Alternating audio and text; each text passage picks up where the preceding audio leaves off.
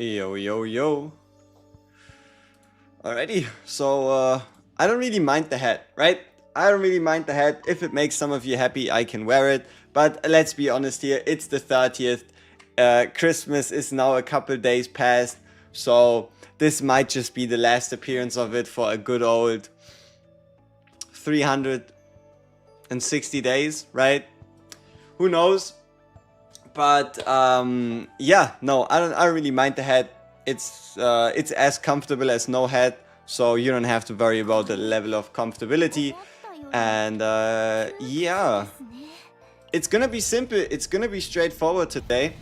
We're going to do chaos runs, and we either get upgrades or we don't. I know the last few streams, especially in the beginning, we did like a lot of yapping, a lot of theory crafting, a lot of idea testing, and other such scenarios. But here today, it's pretty straightforward. We go in, and we either get a good Serenial or a good, either good Serenial or Selena deck, or we don't. Huh? It's 50-50. We are currently rank 178, for those of you curious. So, yeah, that's the where we are at. And, yeah, quite straightforward, I'd say. And we're also going to get ourselves a Mika as well. Let's just make sure that she has fragments. She does. And into the wild we go. So, as I said, we're looking for Selena, we're looking for Serenial, and anything past that is not my problem. You have ascended by unlocking the Serenial lobby. Oof. I wonder why. I wonder why. So, what's this? Epiphany. Okay, how about this? We're going to take this, we're going to put it on Selena, and if we get the gold card, we continue. If we don't, we just restart. Alright. Worth a gamble. You just pulled Cassius. What deck would you recommend? Super simple deck. Super straightforward. Get the choose your own quest card and get the dice trick upgrade card. That's all you need to do. But keep in mind, if you want your Cassius to be as strong as he can be, you need him level 50 out of 60 with his potential. Otherwise, you're leaving a lot of damage on the table. I have Haru, Luke, and Rin. Which character is worth investing in for a second team? Both Luke and Rin should perform incredibly well, and Haru might need a bit more setup than the other two. So I'd pick between Luke and Rin, and you can go by design, favoritism, preferred element. Make your pick.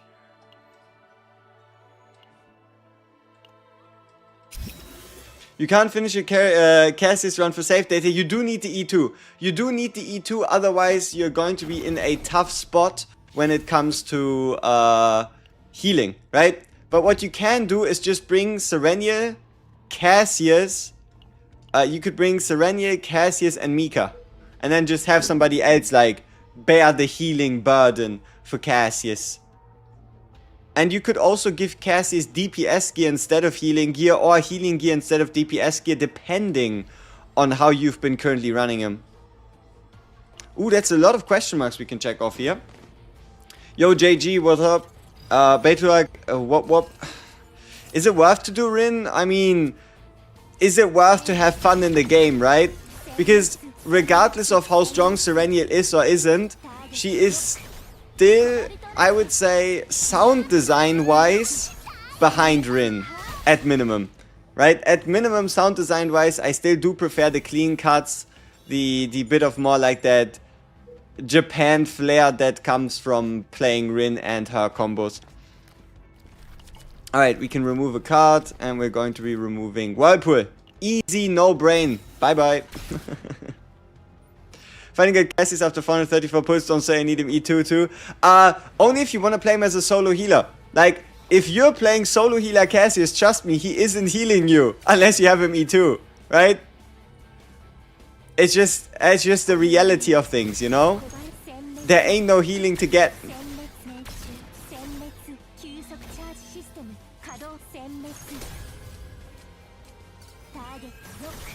Yuki versus Shizuru versus Rin versus Hugo. What's my ranking? I mean, I wouldn't really put Yuki in the same conversation there because you have 3 single target units and an AoE unit, so you'd have to like take Yuki out because Yuki's AoE. And then between Hugo, Rin and Shizuru, Hugo is more like a sub DPS that relies on attacking capabilities of his main DPS, like how Hugo Tresor, the same way Serennial Tresor works, right? Hugo Tresor, Serennial Tresor. And Rin versus Shizuru, I mean, they both do what they want to do, right? My favorite team comp for Rin is probably still going to be Rin, Mika, Ray. And then just playing hyper carry Rin.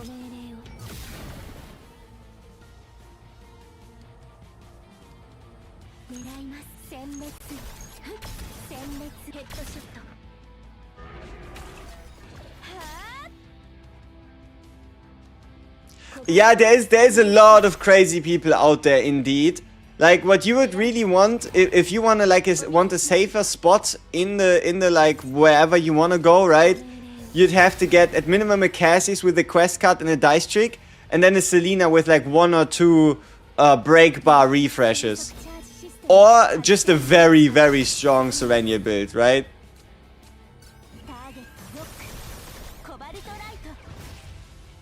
Why don't you use the Veronica instead of Mika? Look, cannot rest in safe zones. I would probably die. That'd be my problem. I could have like the best run ever, and I'd probably end up dead in a ditch. On a cannot rest run, I don't think we can afford Veronica instead of Mika as great as that would be. Yo, Chop Sensei, what's up? How do I focus best on one character to build in a run? To hit the right cards for epiphanies and copies, are there some tricks? Yes. So, number 1 is going to be, if you're focusing on a character, especially if you want to copy specific cards, do not put in neutral cards into your deck. Neutral cards can have additional copy options. Neutral cards can pop up at the copy selection, reducing your odds of getting that one specific card. Secondly, you want to run somebody like Mika and Veronica at the same time with that character, and the reason for that is they have a lot of these unique cards. Unique cards have the side effect that you cannot get them as copy options, meaning that if your whole team has a bunch of unique cards, you can only then get cards from this one specific character. And that is true as well for example, non-basic cards. If you know what you're doing and if you really want to get the highest chances, then you start selling Epiphany cards from other characters. Like for example, I could sell the Blessing of the Wave from Mika, taking away one further card that could be a copy target to increase the chances of me copying, let's say, Serennial or Selena cards, right? So the better you know the game, the more confident you are with your builds and your team, the more risk you can take. Like, getting rid of Mika cards, keeping in the basics, getting rid of the Epiphanies, not buying neutral cards and stuff like that. Are there any specific Epiphanies? Yes. I am looking for... Alright, let's see. Ooh, that's sweet. The 0 cost attack weakness attack. That's not bad. That's a good start. But, so, what we are looking for at the moment specifically... One sec. I need to sneeze. Alright, so, what we are looking for specifically is going to be a 3 or 4 copy break recharge Selena. 3 or 4 copy break recharge Selena is what I need for Selena. And for Serenia, we're looking for either divine homing lasers or some type of, I don't know, some type of godly epiphany on Shining Core / Plasma Missile that surprises us, right? Those are like the would-be best case scenarios, but at the end of the day, we'll just live with what we get. On the note of living with what we get, I feel like this might be the moment where we start focusing on Selena and we take a gamble, right? We already found a funny divine, which means now it's between locking in Selena or locking in Serenia, and we probably have a slightly better chance of getting a good Selena deck, which means we take the free remove on Selena from the ship right here and continue on like nothing happened. what Plasma Missile Epiphany is the best. For general content and also the most future-proof by far is going to have to be the 60% weakness one, right? Let me pull up an image. Whoop. So, by far the most future-proof, the safest one is this one. 2 instinct weakness means no matter what weakness the enemy has, you'll always be able to get the 25% tenacity, the 25% damage to their target, and 60% additional damage to every single homing laser is a lot of damage, right? So this is by far the safest one. And then the other preferred ones are a standard Epiphany on Plasma Missile, which would, for example, be... One sec, let me fix this up real quick. Yeah. Another one would be something like a Draw 1 AP standard Epiphany on Plasma Missile, because that one just triggers twice if you don't break, or even on the base version with a, like 1 Draw 1 AP, whatever. And then other good ones... Whoops. And then other good ones, let me grab myself here. Other good ones are kind of, I guess, maybe this one, based on tenacity damages for burst. Here it depends. Do you have a E2, do you have a E1, yes, no? And how many of the pale shooting stars do you have in your deck? And then for this one, it's unique, right? So you can play it out, you can shorten your deck. That's kind of the look there. Could I explain the unique plasma? I mean, you know how when you like break a target, homing lasers move back into your hand? Alright, sure. That's alright. Wait, the unique laser? You mean the unique plasma, right? So, at the end of the turn you deal fixed damage 50%. For each homing laser that is moved to your hand, you add 30% on top. So, priority. You could say there's tier, like tier 0, tier 1, tier 3. That's kind of the meaning of the numbers. But, yeah, you deal 50% base. And let's say you play 3 homing lasers and then you break a target. You get 3 homing lasers back. That means you now add 90% damage to this 50%, making it 140% because you moved 3 homing lasers. The more times you break, the more times you move homing lasers with ult, with the move all Epiphany, with ravaging, the more you stack on top of this plasma missile upgrade. Yeah. Alright.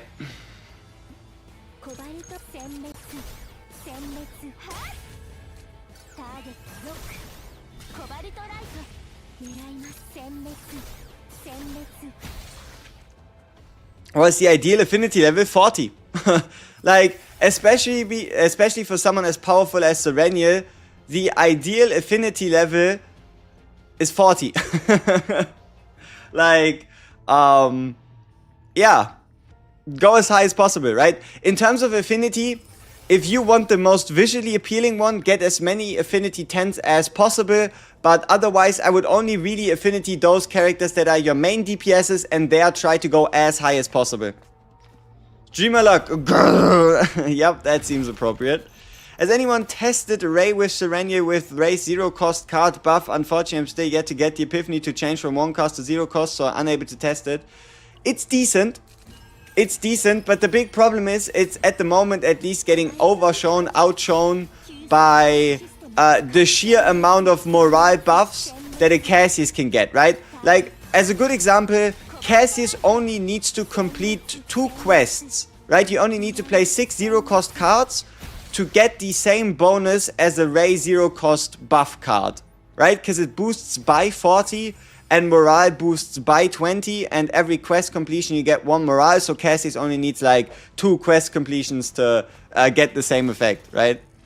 Do you think having 2 upgrade Shining Cores is a good idea? I tend to like the initiation upgrade and the 3 homing laser combo. Yeah. Having multiple Shining Cores is pretty good. Keep in mind, the only way you can do that though is by copying it before you get before you beat the first boss. Or better said, not epiphanying it and then copying it. Now it makes sense. Alright, come on, tell me it's the Epiphany one, please. Because then we could put it on Selena. Perfect. Come on. Hit Selena. Give me the gold card. Come on. I know you want it. Ah. Damn it. Not quite. Not quite.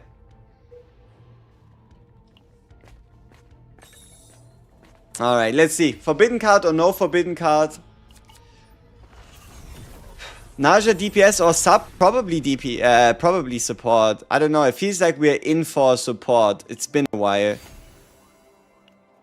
I see some people running Hugo, avoiding crit slash curse damage for full attack, flat attack percent build. Do you think it's worth it? The only character that I think, in my opinion, is worth it to be run on full attack is Tressa. Because Agony can't crit, right? So the only character where I'd be like, yep, definitely, would be her.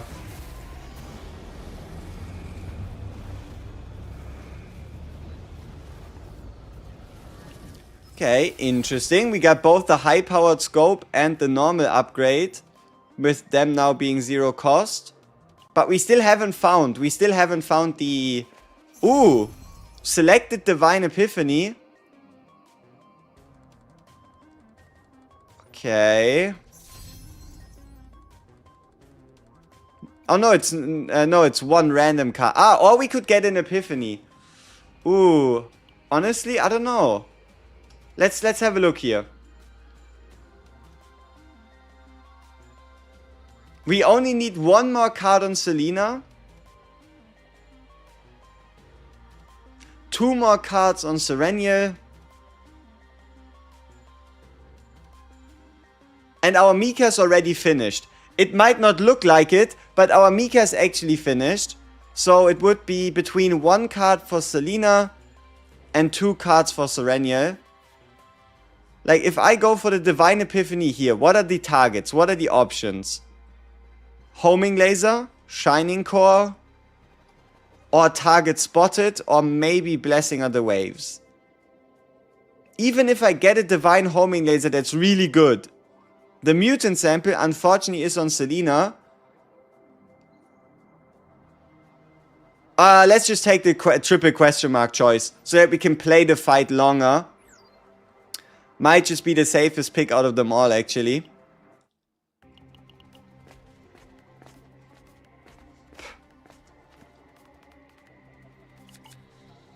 What do you think of Shizuru's Bounded Dusk reducing the highest cost card by 2 with Serenia's Cobalt Light 3 cost? It works really well with her. And not just with that one. Hey, we found ourselves Tactical Maneuver. That's sweet. So, it works not just really well with that one. It also works fantastically with the 2-cost Pale Shooting Star, right? Also works really well with the 2-cost Pale Shooting Star. Oh, that's gonna be nasty damage here.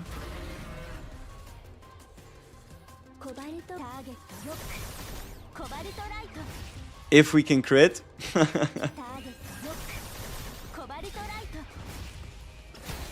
Alright, so now that we have that out of the way, we now need to hope we can get an Epiphany for the card before we get to the boss.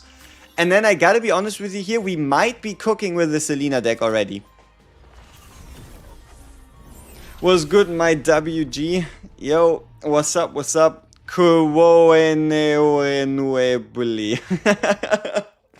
Oh shit. That's surely not how you pronounce that name, but I tried. I tried so hard. Alright. Now what? We need to get rid of an Epiphany. I kind of want to keep Blessing of the Waves just for the healing if we need it. Which means we could get rid of Shining Core.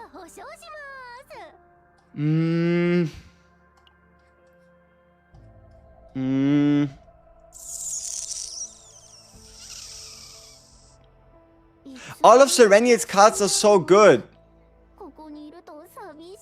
I don't want to get rid of Serenial cards. They're all so good. Alright. Mika's Retain it is.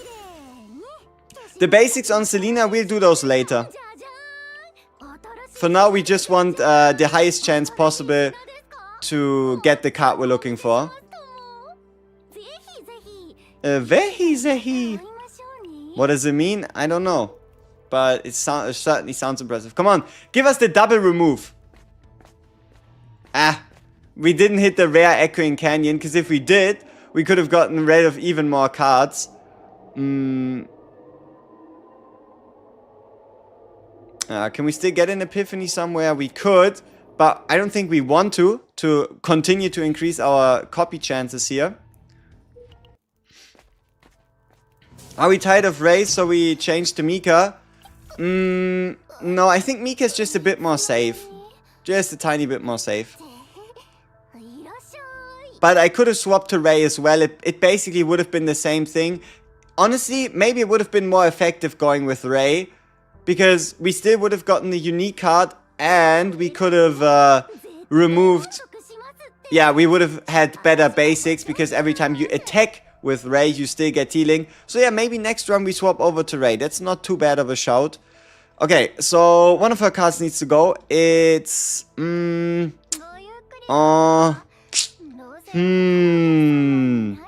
God damn it. Which card goes? Which card goes for Serenial? Help. They are all so good. It needs to be one of her Epiphany cards. Maybe Cobalt Light?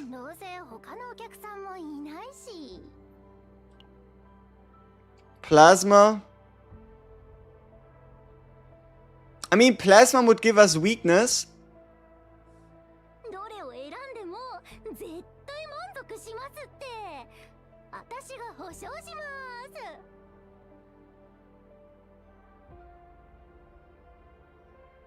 Cobalt. Alright, Cobalt it is. Vehi. Got the Shining Core withdraw 2, looks nice. Nice. Cobalto. Alright, we have an Epiphany on Shining Core, which means we probably get her final card. So we cannot play out Shining Core this time, because if we do, we reduce our chances of getting the copy card that we want. Alright. So, let's not play Shining Core. Just in case, right? Obviously we could test it, but I'm fairly certain it's gonna give us a card instead.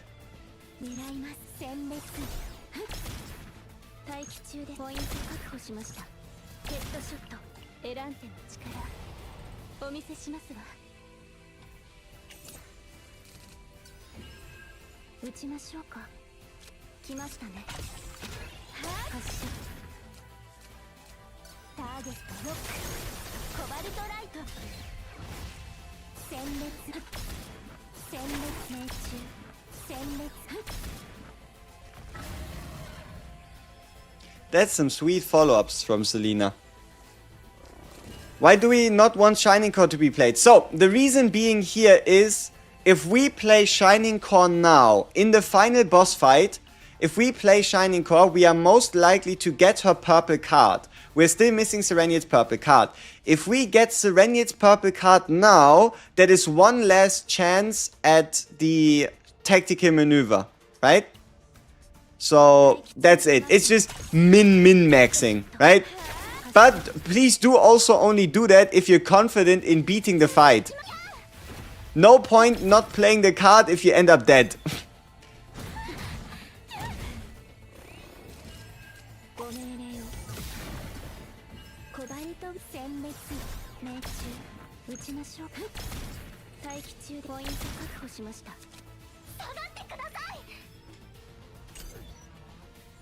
Do you not have reset? We do, but I'm 95% certain it's actually the card instead of the Epiphany. So I want to save my redos for if we get unlucky with the pick your own card thing, you know what I mean? I'm just saving the redos for potentially the next run or the one after.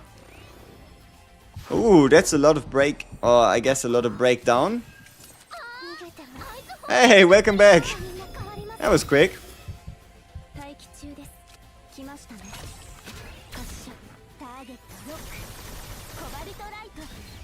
Alright, so, copy first, we're hoping for tactical maneuver. So, see, this is interesting. For those of you that haven't done it yet, you see how it says Latent Epiphany, right? We can click on copy card before clicking on Latent Epiphany to trigger the copy event before we get the other card. Unfortunately, as you can see, shit didn't work out, right? Even with all the factors stacked in our favor, we just didn't hit. Now the question is, what do we do?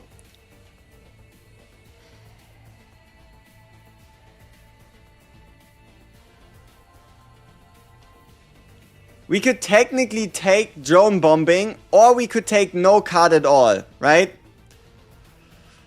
Or we could take no card at all. No, you cannot skip Epiphanies, but you can skip the duplicate selection. What is attunement? Attunement means whenever you draw the card, be it through an ability or at turn start. Attunement is like inspiration, but better.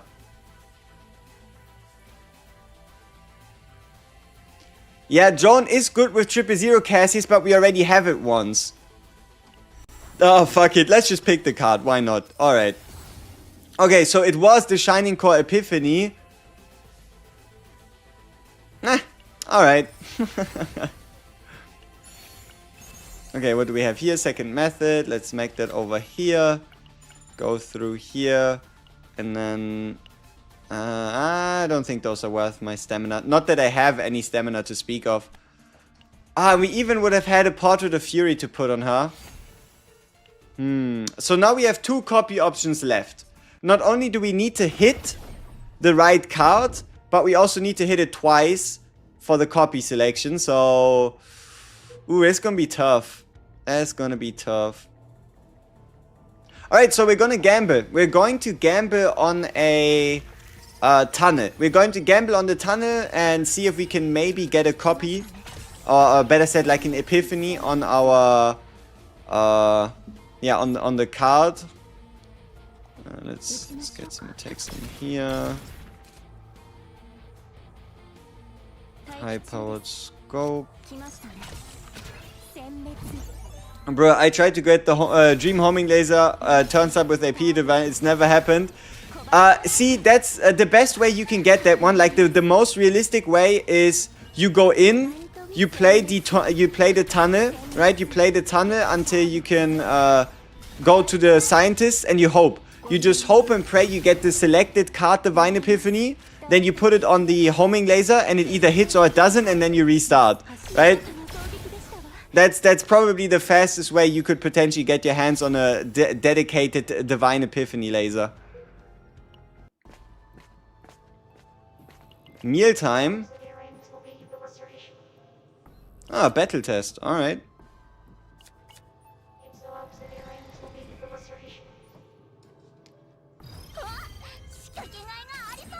Alright, let's see. Bam, bam.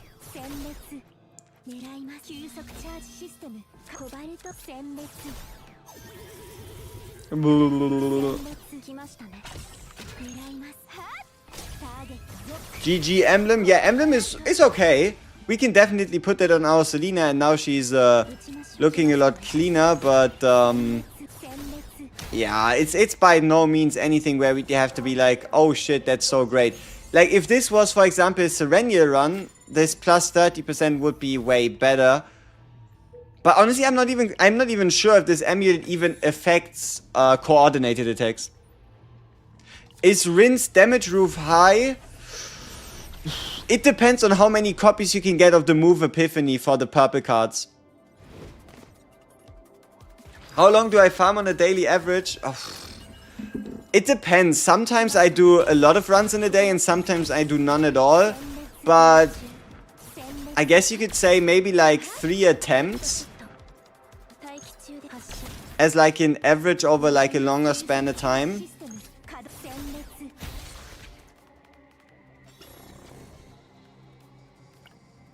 Emblem versus discard dice. Discard dice heavily wins, but only so long as you play Nia, right? If you don't play Nia, you don't really get as much reliable discard dice value. You've played the game for 8 hours today, I'm so cooked. No, you're just enjoying your time, right? You're just enjoying playing the game. Unless, obviously, you've been miserable, right? If you've been miserable these last few hours playing the game, then my condolences, you probably shouldn't have. But if you had fun, then hey, who cares, right?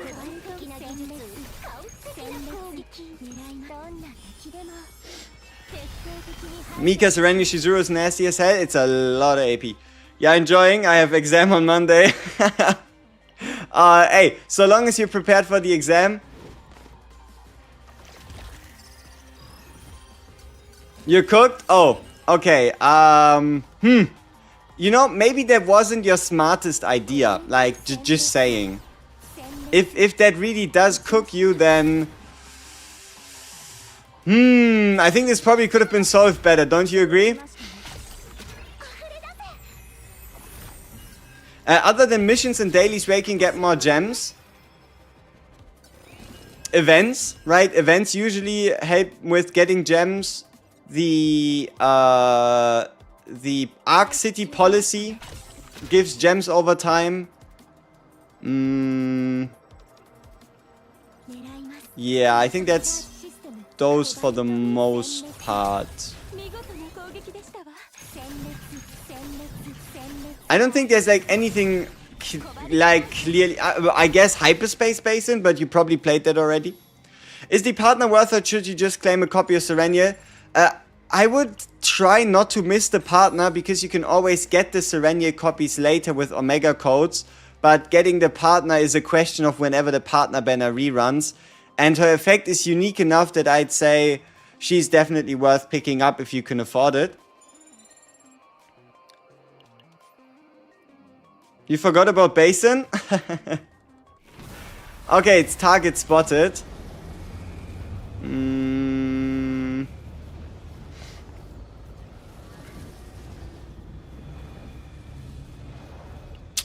Alright, for the target spotted, we probably would have preferred the upgrade card if we had a choice.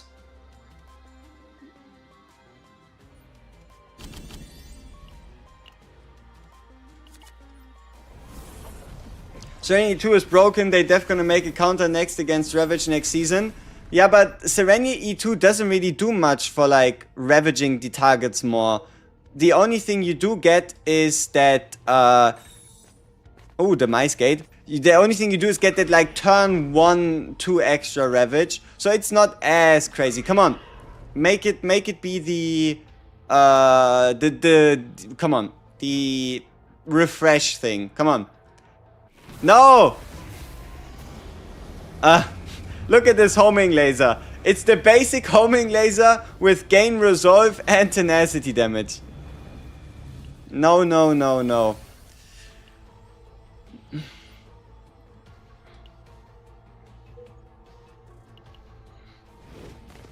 Am I right in thinking that once you unlock gear from each planet, when you level up, they become available in Zero System? Yes, they become available anywhere. Whenever you unlock gear from a planet, they become available account-wide, stage-wide, planet-wide, chaos-wide, whatever you want to call it, right? But you know what I mean. What's the stats of my Selena? My Selena is doing pretty well for herself. Now, before you wonder, okay, but how the hell are you on 211% crit damage? It's food, okay? We are only on 201.6. The 10% comes from the food buff. The defense and crit damage food buff. But yeah, she still has 40 on 200, which I just think looks very visually appealing. Why are the stats so high? It depends. If you're a newer player, then you probably haven't maxed out your Zero System yet. Your Zero System gives you extra stats for every time you take on a Chaos run. So that's why my stats look even higher than what you would expect them to be. Because, for example, my Serenial only actually has 830 rather than 997 attack.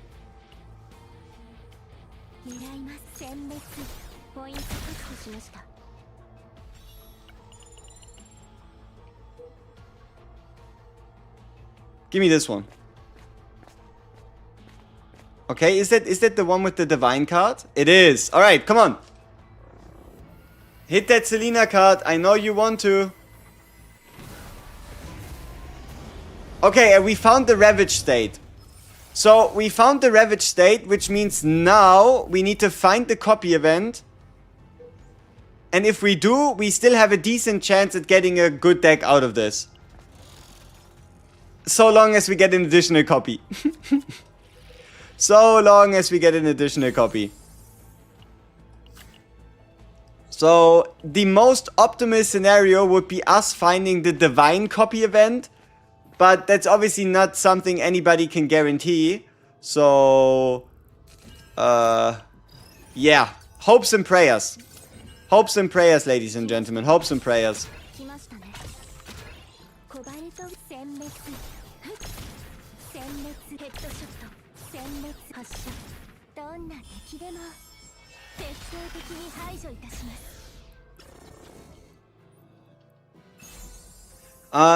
But yeah, we might not even find the copy event at all. It's not unlikely.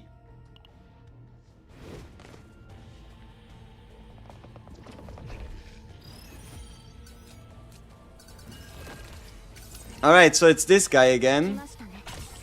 Let's make sure we give him a warm welcome.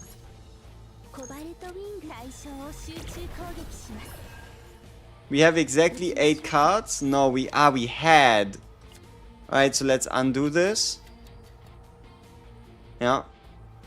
Let's undo this. Get our 3 hits in now. Perfect. High-powered scope is nasty.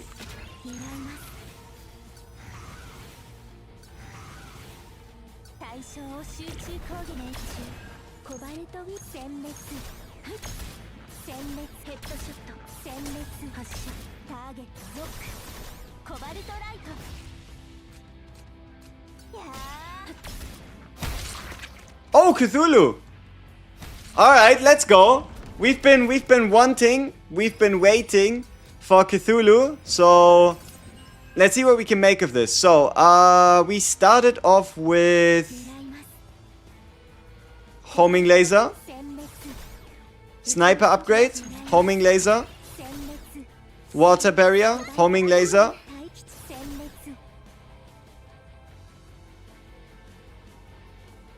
draw 2,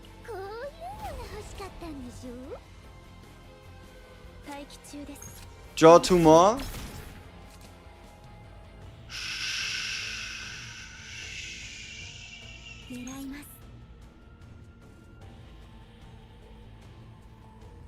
yeah, give me Shining Core. Then we play the card, even though it doesn't do anything. So that we can play this card. But then we don't break.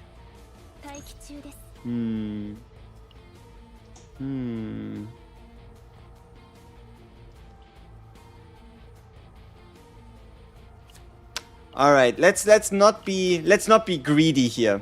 Let's not be greedy here. Let's undo a couple turns.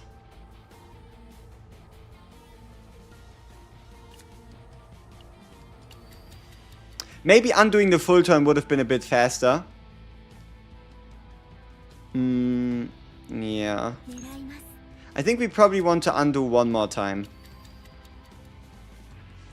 So, now that we've undoed one more time, let's have a look at our... I think we should be fine using Pale Shooting Star here.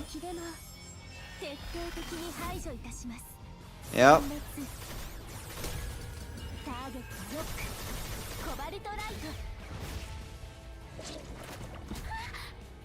Okay. Now what?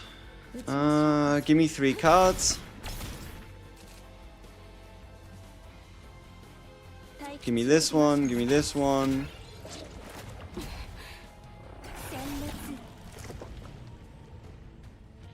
Oh, I must have played the same card in a row. Whatever. Bye-bye. Alright.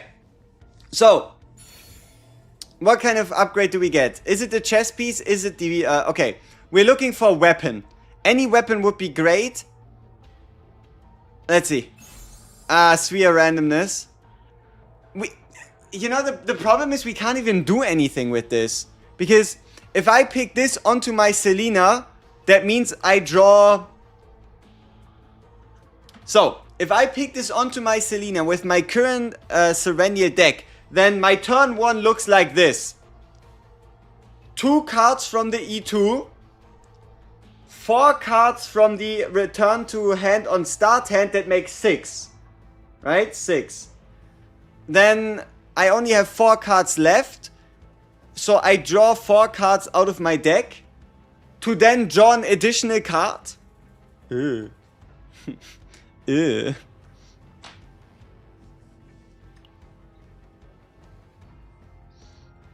Alright.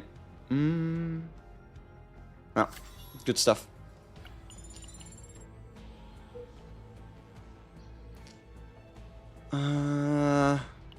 How many squares to the boss? One last one. Okay.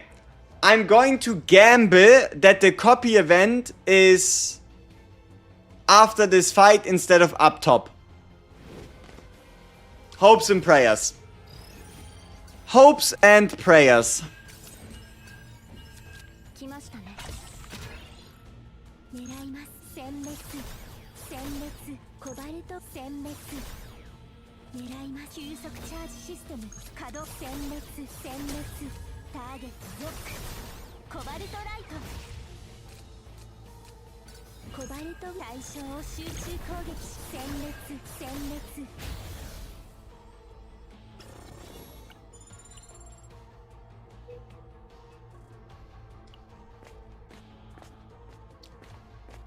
Okay.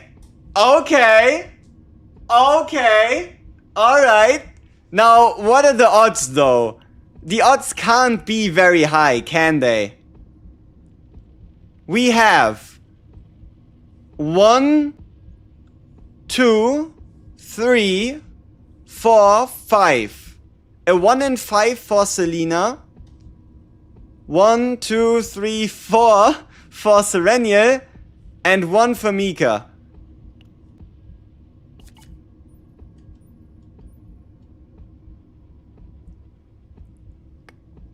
Fuck. Shit. We did hit Serenial cards twice, but not the right ones. Yeah.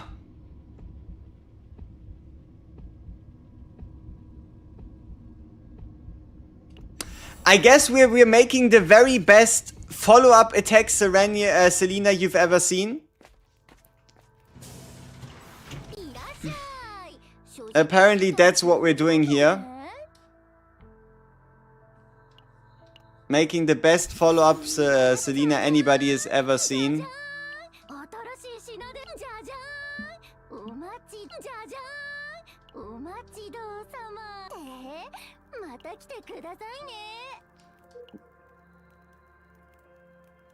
Oh, I should have removed the basic, no?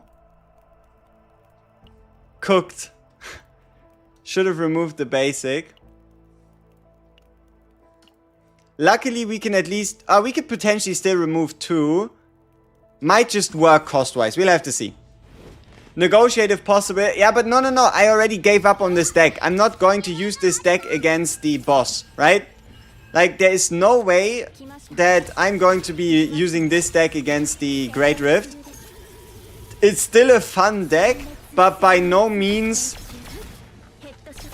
is it like this, oh, I need to use this on Great Rift because it's so great type deck, you know?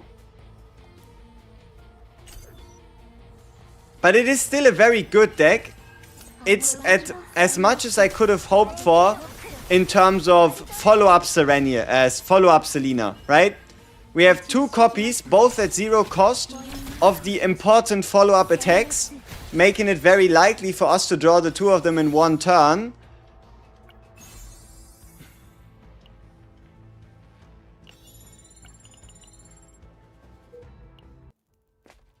So here we remove the first basic.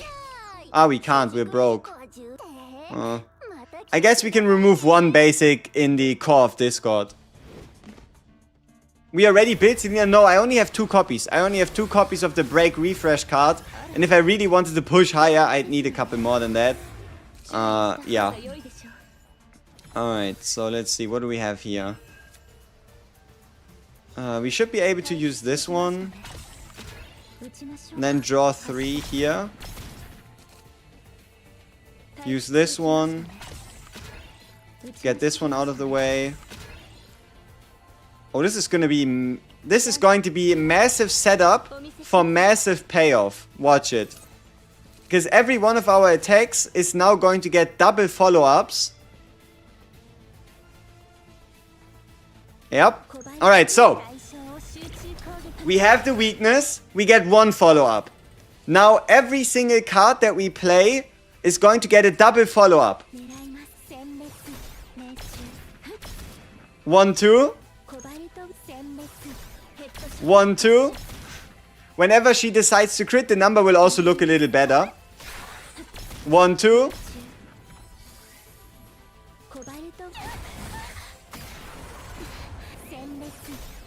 1, 2. 1, 2. 1, 2.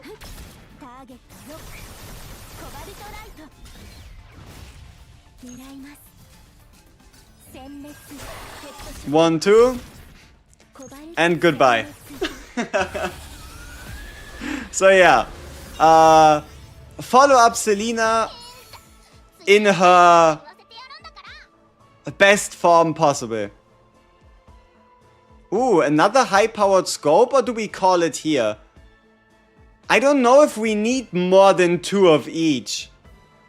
I don't know if we need more of 2 of each, like we already have 2 high-powered scopes, and unfortunately you only stack turns instead of times per turn. So if you play drone bombing twice for the next 2 turns, you get the buff instead of just for the next turn.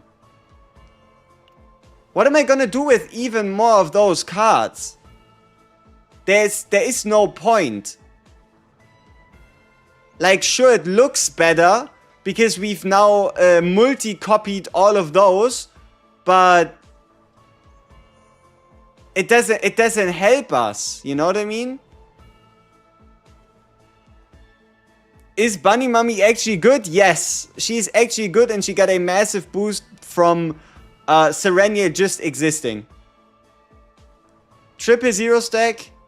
Yeah, but it's a card that doesn't do anything for us, you know what I mean? Like, if I take this card, the deck becomes actively worse. I mean, sure, fuck it, why not? Infinite follow-up Selena, let's see. Yeah, give me the coins.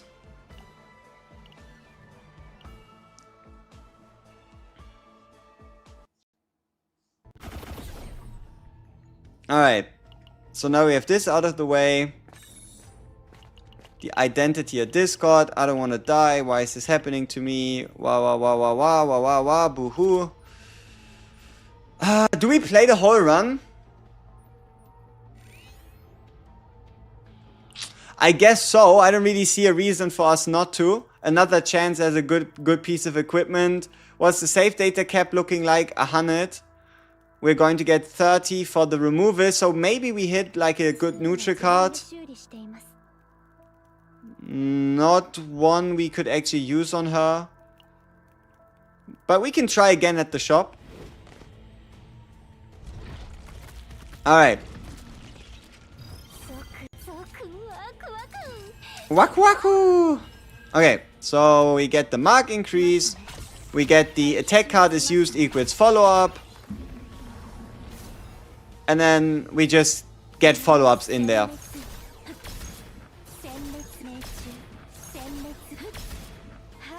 And if you notice, her follow-ups are actually almost stronger than the base cards played by our Serenia.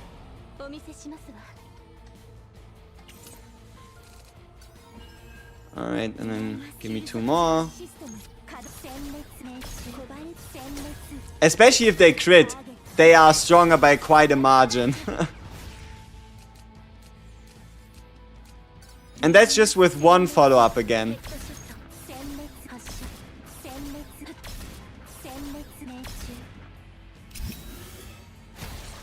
Alright, and now we're going to get to the shop. Ooh. But it does say damage amount of cards. So it shouldn't affect the fall. Like, I honestly, I'm not entirely sure how you boost the damage of coordinated attacks. Who's the one saying Waku Waku? It might just be, you mean like as inspiration? It's I think the most I've seen it is Spy Family Anya. But out of them, 3, probably Selena. I don't know. She seems like the one. No. It's not extra attack damage. It's not extra attack damage. Let me show you why it isn't. Look.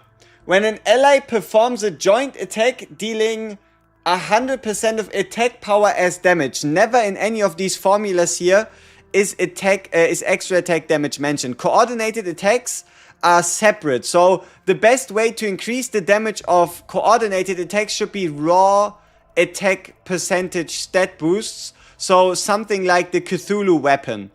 Something like the Cthulhu weapon and just good base stats should be your best bet in increasing the effectiveness. Confiscation? Yeah, I don't think confiscation would hurt in her deck here. We do have the space. And you know what? If we're lucky, we might even find a second one in the shop here. But we probably won't be able to afford it at 80. Quick draw? No.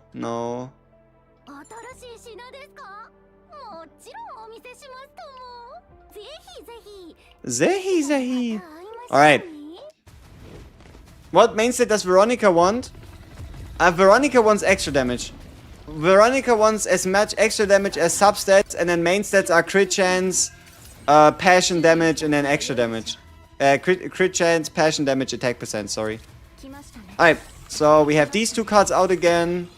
We can once more Plasma Missile for the weakness.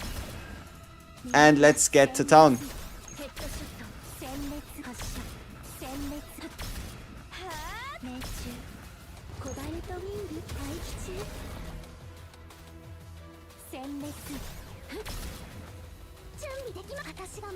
Alright, looks like we're not breaking this turn. We don't really have anything else to play. But next turn should be fun. Yep, so we again get another high-powered scope. Couple lasers.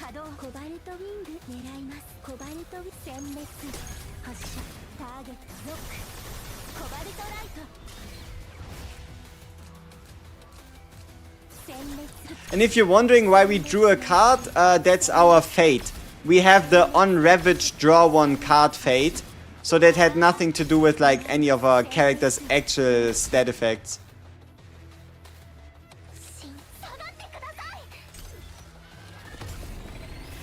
Selena is attack 3 times? No. Still, it's still crit chance, passion damage, attack percent. You're still better off doing that on Selena. Unless you want to go for like the ultimate follow-ups, then maybe you could go with an attack goblet. But it's unlikely to actually yield any more damage.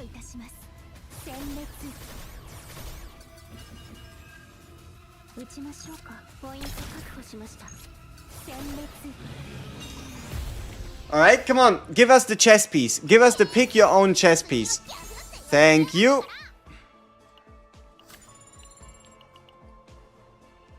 Alright, so it might not have been the Selena deck we came in looking to get.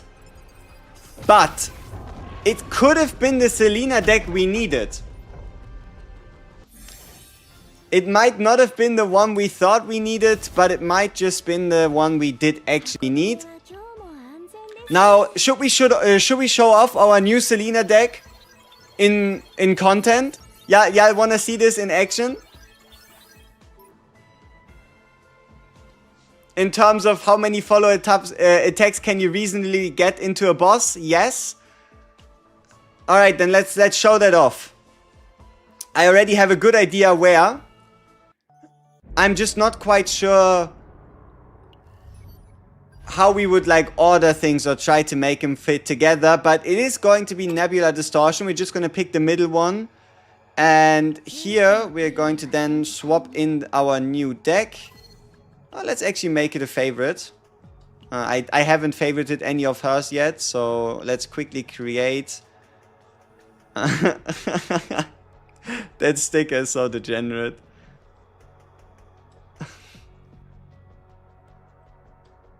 Alright. No, not a good look, but a fun sticker nonetheless. So, what kind of deck do we go in with Cassius?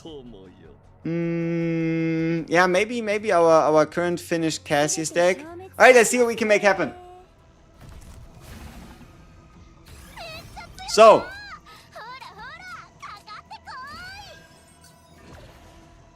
Select up to 3 cards to discard. So that is useful. We can get rid of the Sniper's Domain.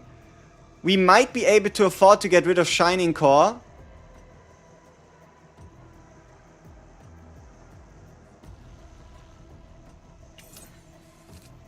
Yep, perfect.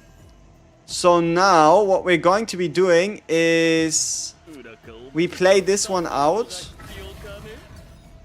How many cards do we have on hand? 3, 6, 9. So if we play this, we lose a card. So now we have the follow-ups per attack card. We play out the card just so we can get more cards, see what we can get. So we get the quest card, which is perfect. So we now have the quest card locked in. Then we use the Joker to search for the weakness attack one. Right here. Yeah, weakness attack 1. Ah, shit, but I can't apply weakness to the boss with our current Serenial deck. Because then I would have been going in here, picking out the Plasma Missile, and we could have gotten the weakness attack. Okay, so we have to pick a different Serenial deck. Because if we're not weakness attacking, we're losing an extra follow-up. Which means we need to go back to the drawing board and see which of my Serenia saves has the weakness card and which one here would be the best. Draw, Ravage,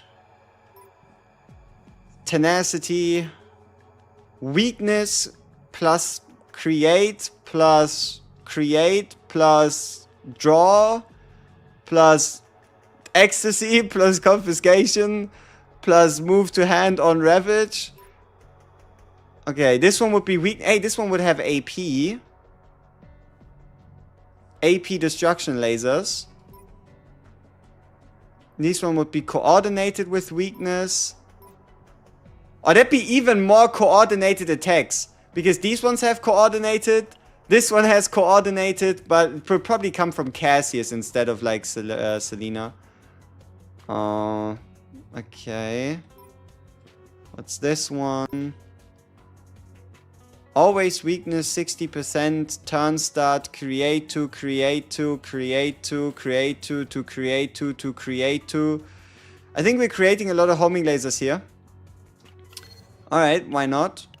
Let's try this one out then. The destroy one is the best for overall damage, yes, but keep in mind you're going to have a harder time breaking the boss, so you'll have to find a solution there. Okay. So, what kind of cards do we need in our hand? What kind of cards do we not? We don't need the mark. We do not need the damage.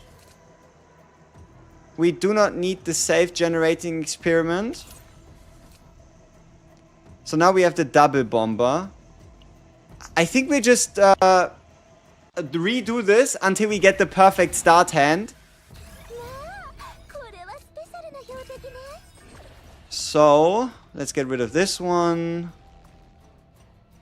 Let's get rid of this one. And this one can go. Again.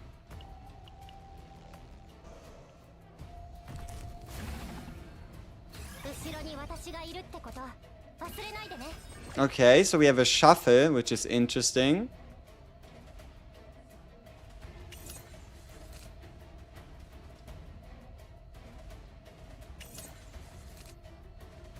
Ooh, okay. How many cards do we have on hand right now? 8. So with this one we go to 10.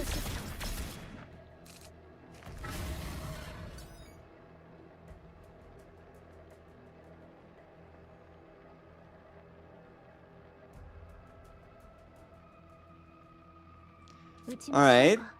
So let's say we play the 0-cost scope. We find ourselves the 0-cost... No, the 1-cost plasma missile. We play the plasma missile. Then we shuffle our entire hand. And we end up in a bad situation. Okay.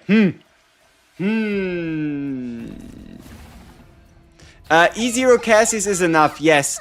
Honestly, all the most of the Cassis Epiphanies aren't that important, and we're not trying to get any cards back from the graveyard. So, this one can go, this one can go, this one can go. Ooh.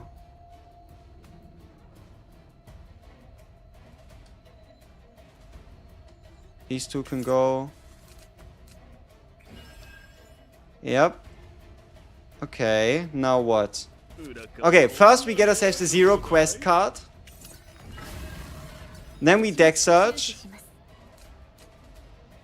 Find forced learning.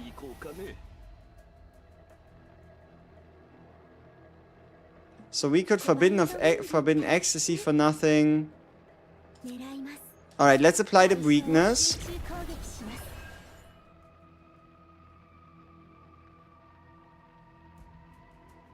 The problem is we currently don't have any follow-ups. But I guess we just have to deal with it. We just pretend we have them.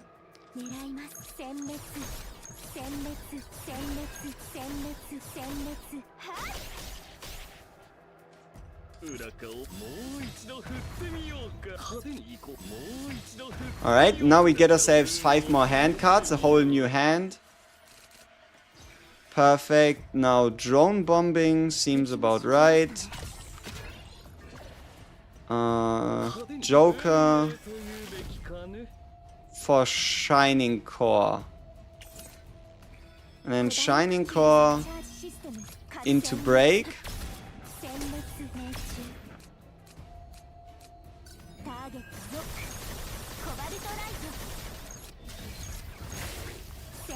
So we were only able to find one follow-up attack.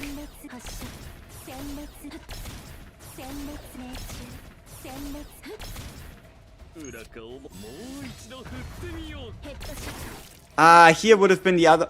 Wait, can we undo that?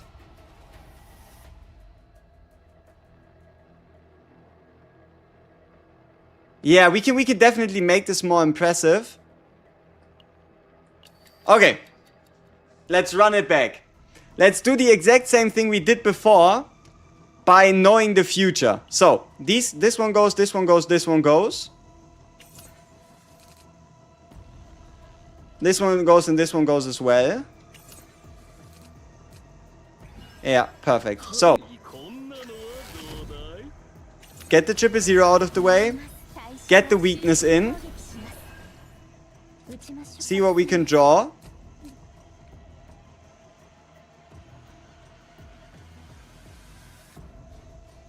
The future has been changed! How is this now in our hand? And how does it not trigger its effect? Mysterious. Mysterious.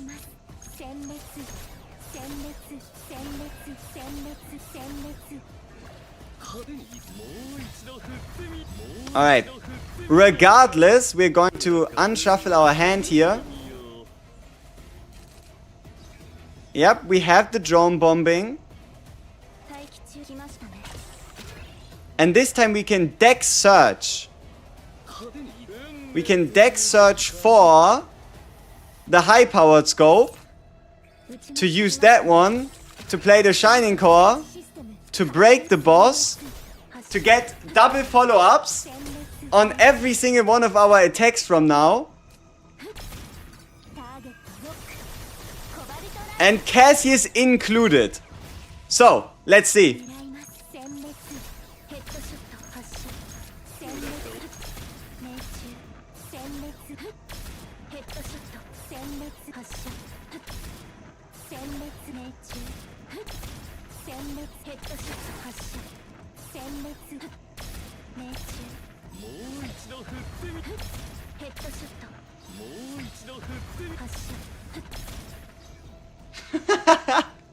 One turn. Bye bye.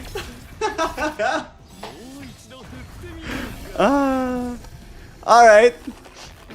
So yeah, there is a certain charm. There is a certain charm to follow up Selena. There is a certain charm to follow up Selena.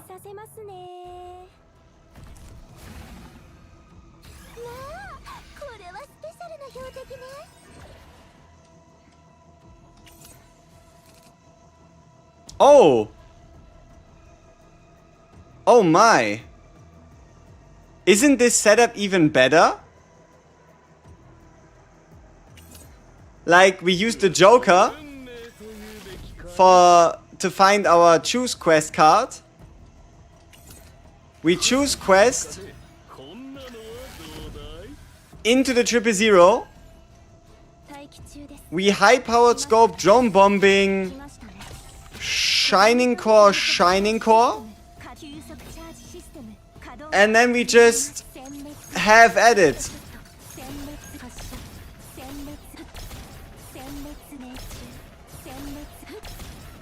Ah no, we don't have the weakness. Fuck. We're missing the weakness attack. Damn it.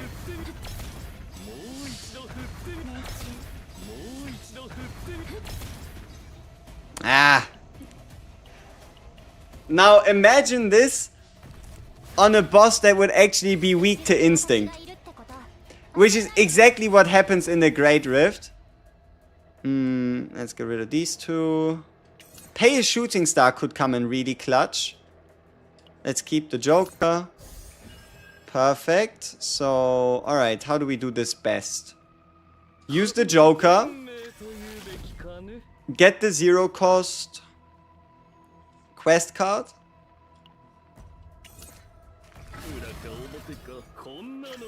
Start the 000, get the confiscation. Yep, perfect. Play out drone bombing. Once again, we're still looking for the weakness card, I guess. Play out this one, get another one. But we can at least shuffle our hand to kind of like undo what we've done wrong, if that makes sense.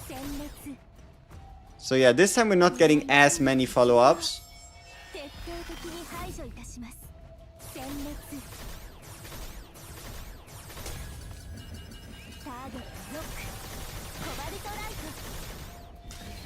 That's a full hand, if I've ever seen one. And unfortunately, this has nothing really to do with Selena.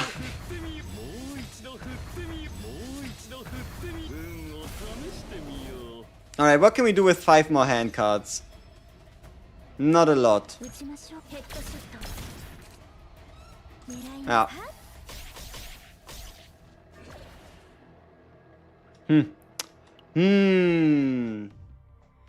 Is this Cassius hyper carry? No, it was meant to be Selena showing off her follow-up attacks. The big problem is we currently don't have an instinct boss. Like, we don't have a proper instinct boss we could show this off on.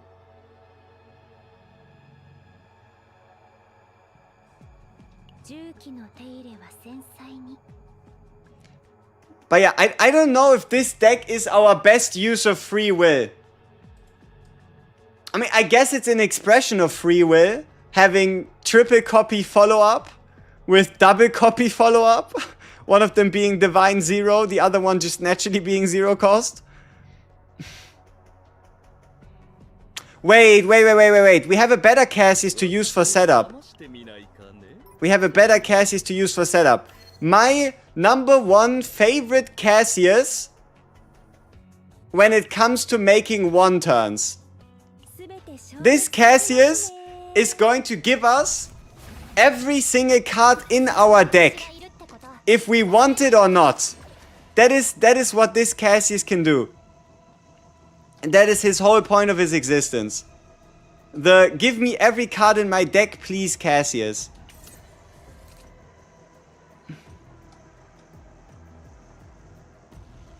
Let's see if we can naturally draw into it. That'd be great. Not quite. I currently use Shizuru and Mika with Serenia. Cassius and Selena are both only level 40. Do you recommend leveling them? You should level Cassius. If you have a Cassius and you haven't leveled him yet, you're missing out. Do make sure you get Cassius to that like 50 out of 60. Because Cassius is, in my opinion, the only support worthy to be brought to level 60 as well. Yeah. Get that potential in the top right. And then start enjoying primetime Cassius. Okay. Now what? How can we manipulate this in our favor the most? First we do the quest card.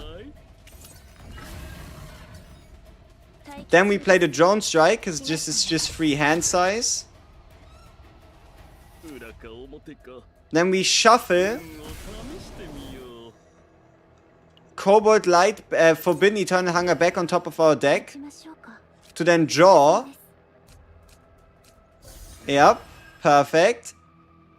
So now we can get rid of this card.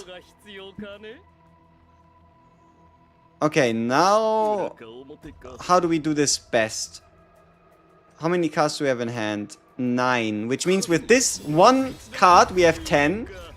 Perfect. What we do with this? Tactical maneuver, we can't quite use that one yet. So let's get rid of a 000. Do another devil dice. Get rid of a 000. Do another devil dice. Perfect. Get the high powered scope out. Do another devil dice.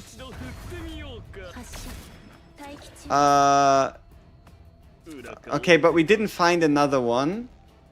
So once again, we're lacking the vulnerability here. We're lacking the vulnerability, but it would be a lot of attacks.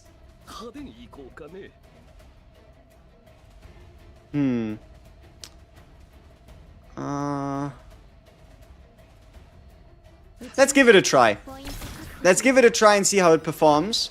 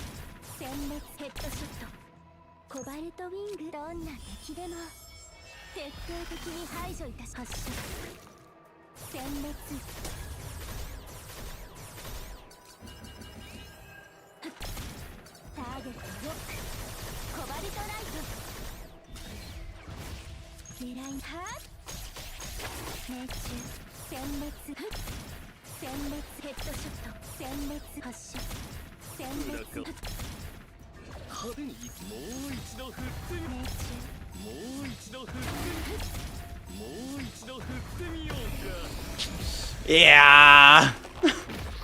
Yeah.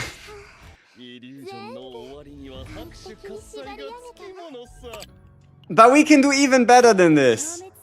I just want my setup cards out there. Like, come on, Selena, this is meant to be a Selena showcase, no?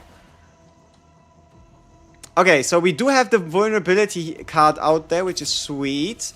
We also have the high-powered scope, and we have the other upgrade card.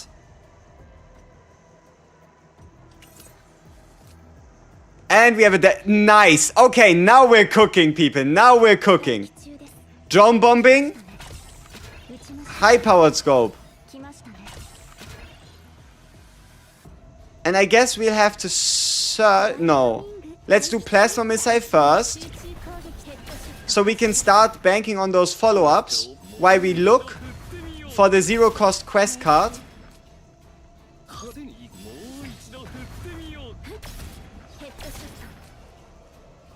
This doesn't do anything. This now only gives us drone bombing for the next 2 turns. So Joker into quest card.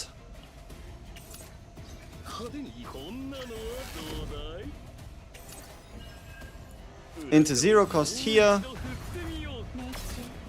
Into one more. Yep, we're cooking. This time we're cooking.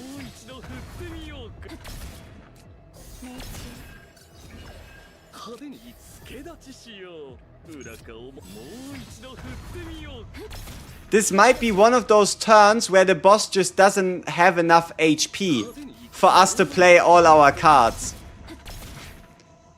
This might just be one of those turns. Yep, every attack is a double follow-up.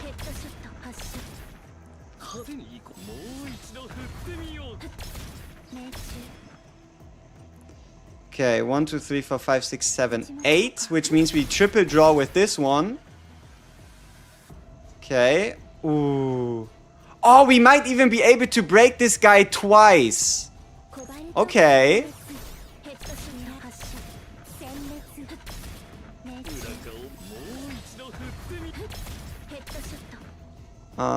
Let's see, how do we do this best?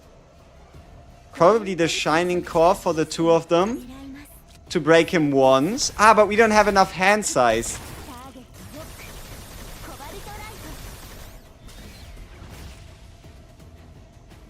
Alright, so we've refilled the bake bar.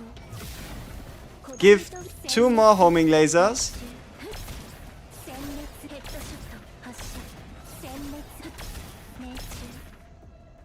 And another 000.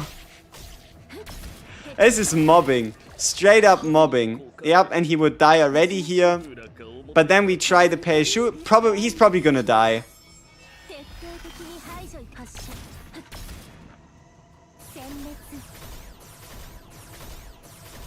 Yeah. As I said, this was a turn where, or this was a setup where the boss just doesn't have enough HP. The boss doesn't have enough HP for us to properly try it out on this guy.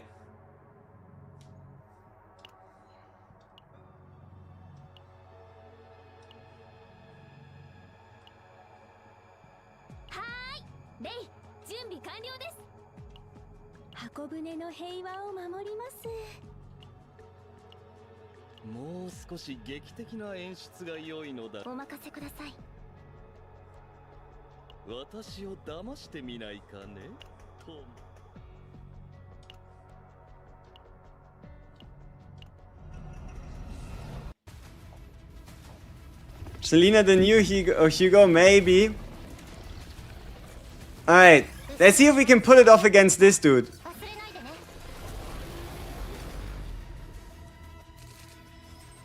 Okay, bang, bang. Bang. Ooh.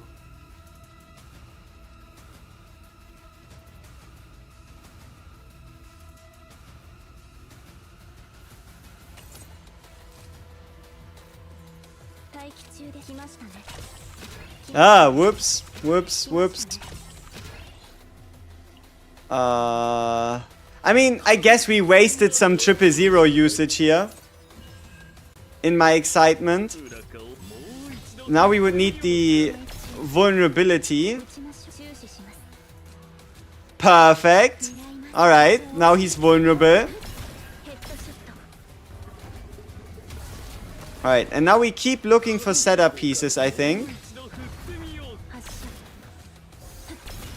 Yep.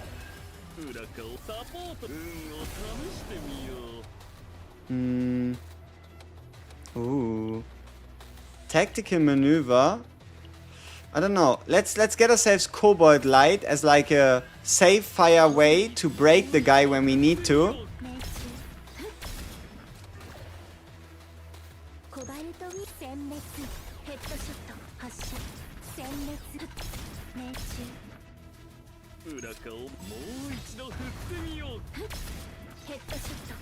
You know, this might have been over the top. He's probably gonna break.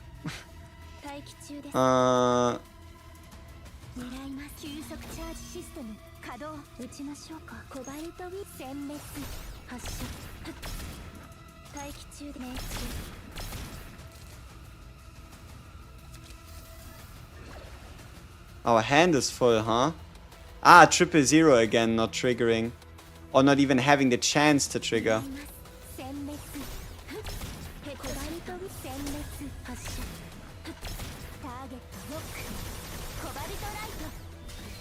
The problem is, the boss still doesn't have enough HP, and that is because the other bosses have severe damage reduction applied to them.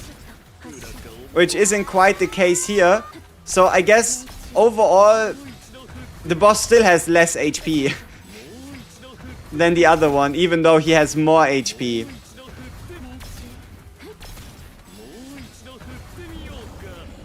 Yeah.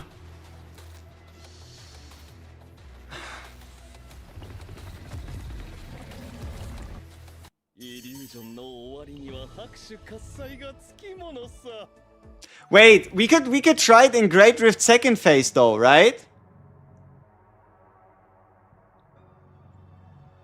Because we wouldn't need the weakness, and we could play to our heart's content. Yeah, true. Why am I going so around it?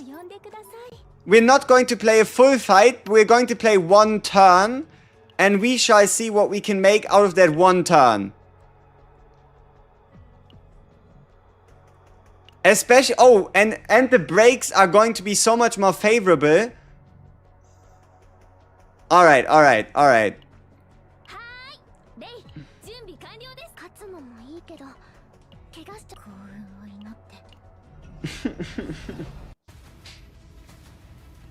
Alright.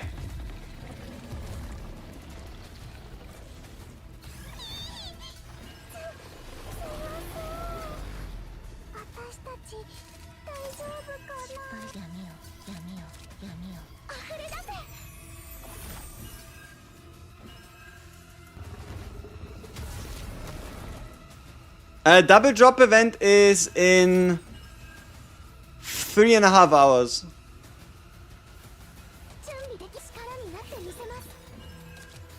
4.5. No, 3.5.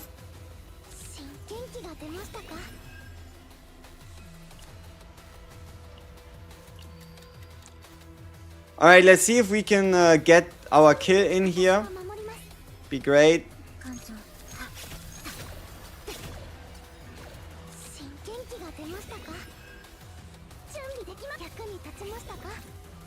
Nice.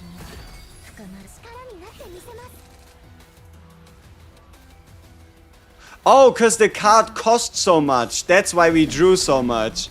I was getting a little confused on the hows, whys, and whats of why the fuck we just drew so many cards.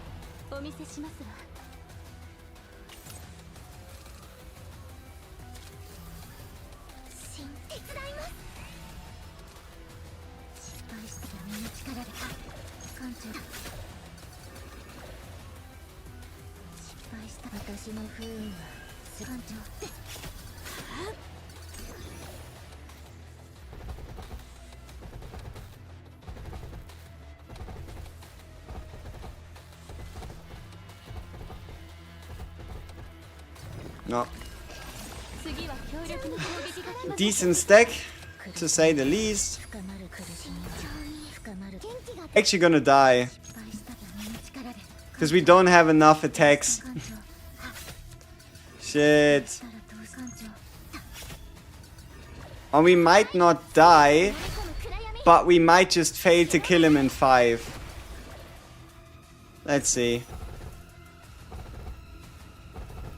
Luckily we have a bunch of agony stacks.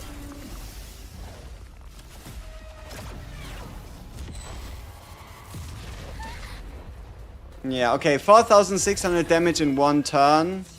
We either do or we don't. Let's see what happens. Okay, decent favor. Ah, it should be fine. Yeah, should be fine. Okay, now all this setup for what? All this setup for what? Exactly. To do 1 turn. 1 attempt at a single turn featuring our triple deck that we just built. Okay.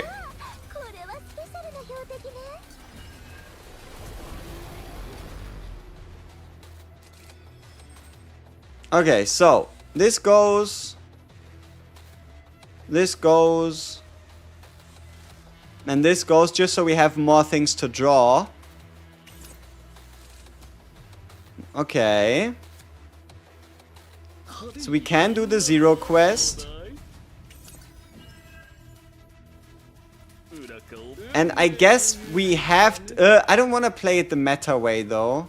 Not even that we can't. So okay, Devil Dice 0 cost it is. Just so we can get more card draw. In hopes of finding our follow-up attacks. Perfect, that's 1. Where's the other? Nope. Oh, the card didn't come back to our hand. We had to make even more hand size in preparation for drawing into the draw plus AP card. Duh.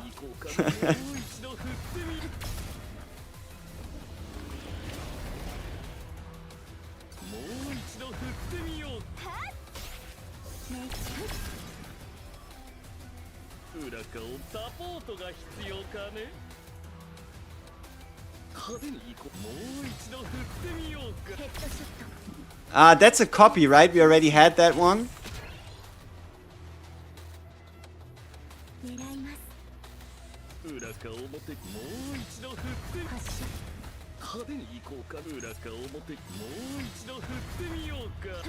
Okay. Did we draw this 3 times? Really? Yeah, we now have for the next 3 turns coordinated attacks. Instead of getting the 2 of them. Okay, how many hand cards? Not enough. And this breaks as well. Choke. I'm a choke. We have 9 hand cards.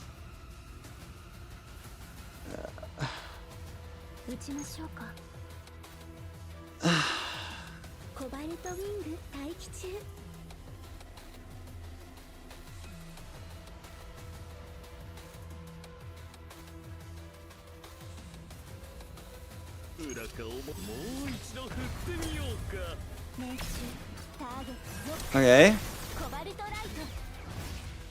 So we can get rid of 2 of those.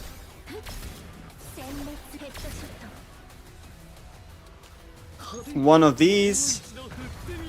Now we can draw 3. Perfect. We have the weakness attack finally. Okay. All the pieces are in place for us to do whatever the hell we want to do. So let's see. One attack, double follow-up. One attack, double follow-up. Yep, yep. And then here. Just make sure we don't overcap. So we break bar, refresh.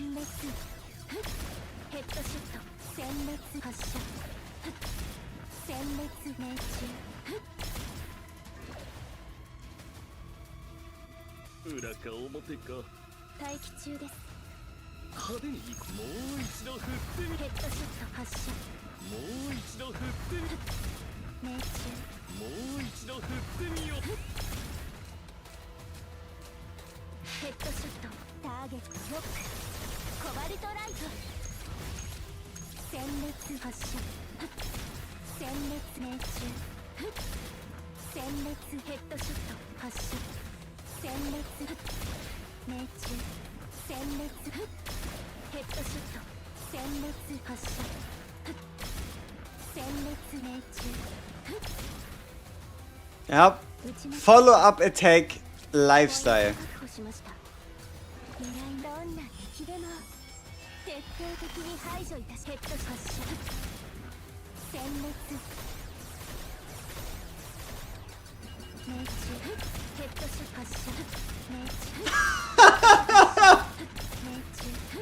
The follow-up attacks on the Starfire card is so satisfying.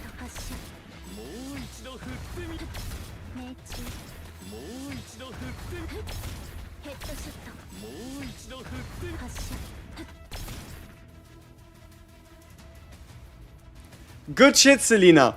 We are very proud of you. We are very proud of you. You've once again proven that your meme deck might not be a meme after all. Is that how you use a sniper? Have you ever heard of a drum magazine? Have you ever heard of a drum magazine? Because apparently Selena employs that on the regular.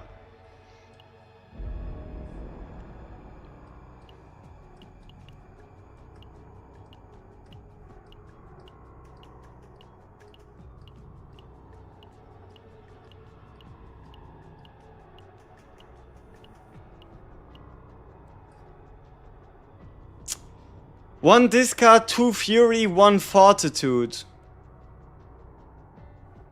That's annoying.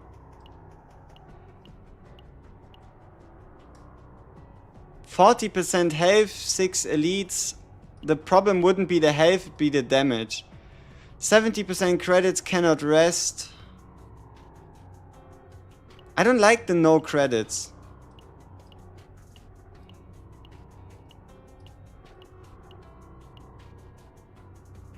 No max HP, cannot rest is ass as well. No credits, max HP, no credits. I don't even know if there is any good, like any really good 13 combinations.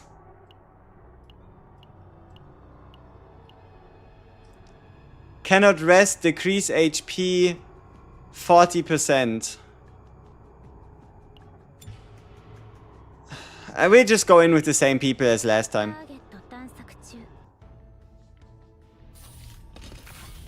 The Selena save data was... Let's see if we can get a double card here. We don't... I can show you. Yeah, no problem. Whee! But yeah, no. This Selena deck only needs 2 cards and your ability to play out the 2 of them, right? It doesn't even need the Godly Epiphany. So... you need this card. If you want to make this happen, you need this. For 1 turn, when performing attack weakness, meaning whenever a character attacks type effective, activates coordinated attack, you don't need the cost reduction if you can afford it AP-wise. And then this one is specifically whenever an attack card is used from another combatant follow-up. So that's the 2 of them, right? You have 100% follow-up on weakness and 100% follow-up on attack card usage. I had a similar deck that I built like the day before.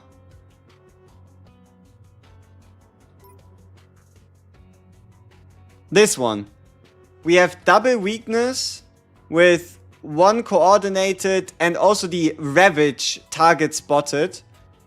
But it's not that different from the one we had we've seen before. Yeah. Same here. 0 follow-up, 0 follow-up. And then just random tactical maneuver and target spotted, I guess. Yeah.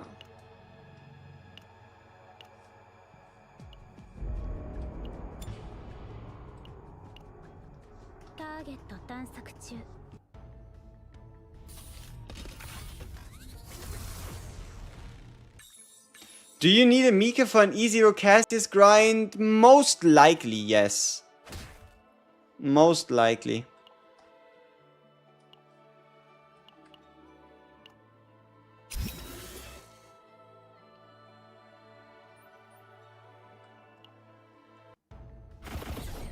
Alright, may the gods be with us and bless this run today. So that we shall be forever successful. Alright, let's see. We want as many fights and as many question marks as possible while being able to reach the abyss. So, okay. Down, down, down, down, down, up, up, middle, middle, middle. Forbidden Tunnel instead of abyss, my bad. Alright, seems good.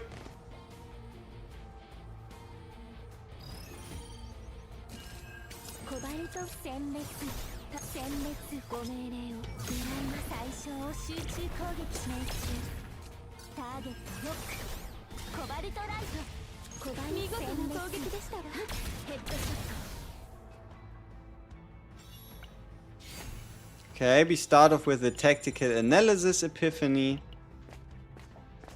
Where can you get the head? I don't know. But also, unfortunately, the head is already starting to go out of season. Very tough, I know, I know.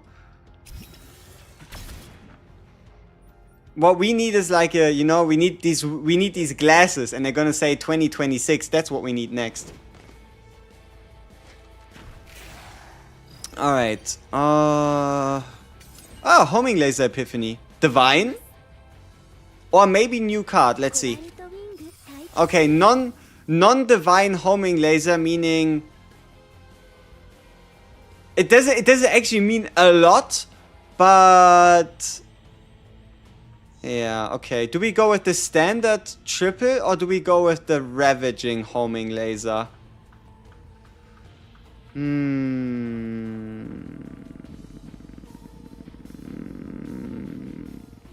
Give me the double hitter.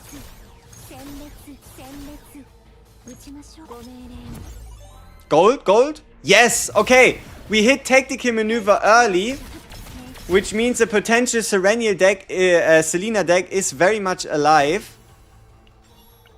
Especially if we can get the select Divine Epiphany from the tunnel. Yeah, if we could get that from the tunnel, it'd be great.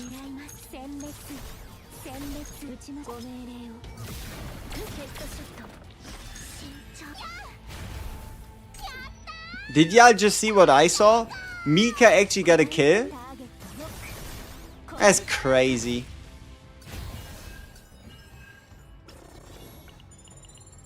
Alright. Up. Okay. This is going to make it more difficult to get a good Selena deck. Because now we can't use Mutant Sample. So our biggest hope would just be to get the retain card in the first place. Mika the true hyper carry. Exactly.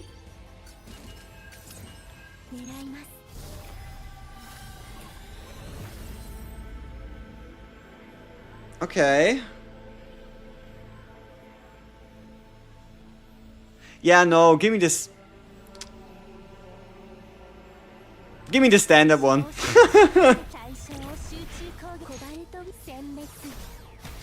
Give me the standard one.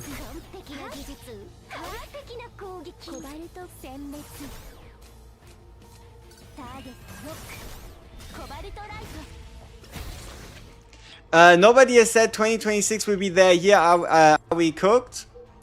I don't know.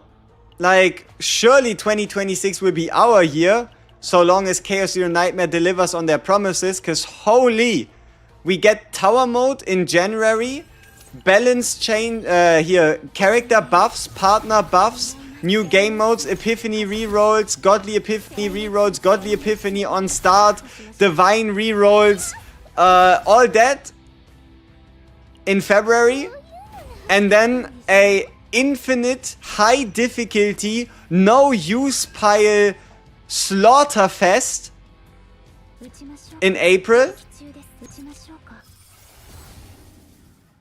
Okay, we hit early. We found the right Epiphany, which means now we need to do everything in our power. We need to do everything in our power to get the copy chances up. So we're looking decent as already. We have the right Epiphany. Okay, that's all we have, right? So now we kind of gotta pray that high-powered scope and target spotted don't just start trolling us because they think they're funny, right?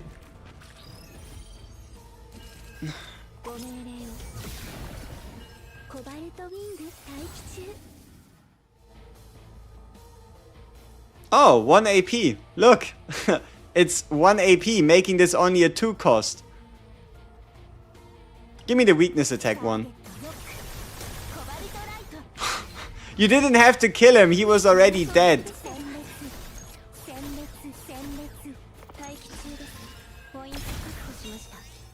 How do we get the copy chances up? By A, not taking any neutral cards, and by B, starting to sell cards that can Epiphany and get copied for other characters. So we're going to, for example, get rid of Mika cards and going to get rid of Serenia cards with our next few remove options. The best thing that could happen to us for now would be us finding the mouthful, the double remove event. That'd be great. Is it intentional that skipping the first potential node on a combatant completely locks out the final two cards? It doesn't lock him out. It just means that for your first draw, for your first, like for your guaranteed card of a run, you just don't get an extra blue card. It doesn't stop you from getting the pink, from the pink or the yellow one. Naja's January 14th, yes.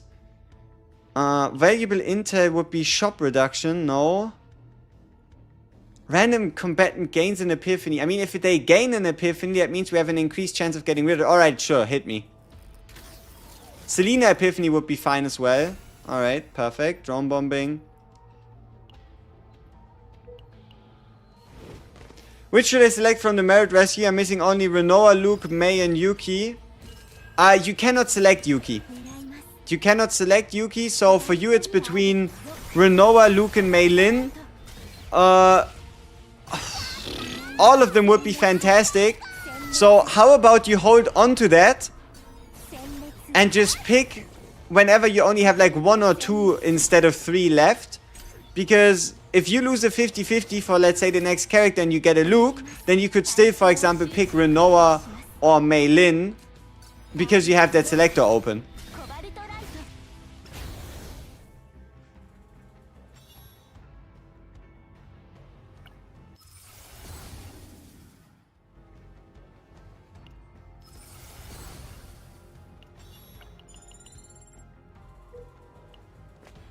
If Naja's 14th, does that mean we still don't know the last character of Season 2? Exactly! We still do not know the last character of Season 2. You have exactly hit the nail on the head. I thought we would instantly go into the new season, but we don't. So, yeah. None of these cards are actually good. Like, I don't think any of these cards would be worthy of us putting them into our deck.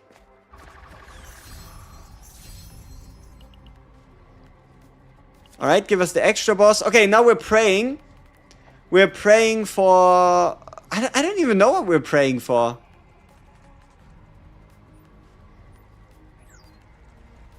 I guess more Epiphanies that are good for Selena, because we have our Chase Epiphany already.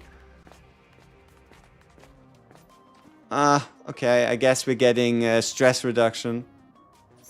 Should have picked a... Oh no, Nihilium. Alright, sure. Give me a good godly one on Selena.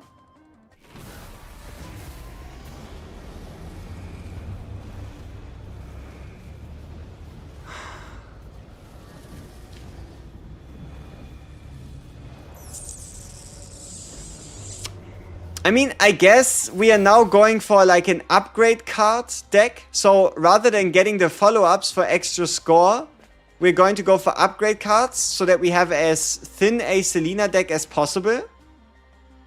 That could still work.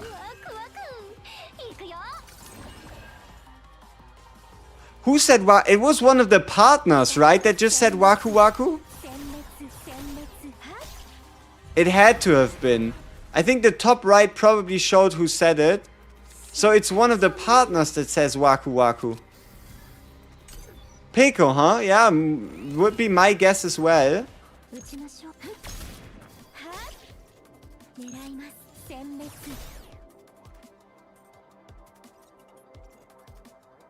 Oh yeah, we have the destruction laser, don't we? No wonder we're not really breaking anything. Duh. Was Peko LMAO?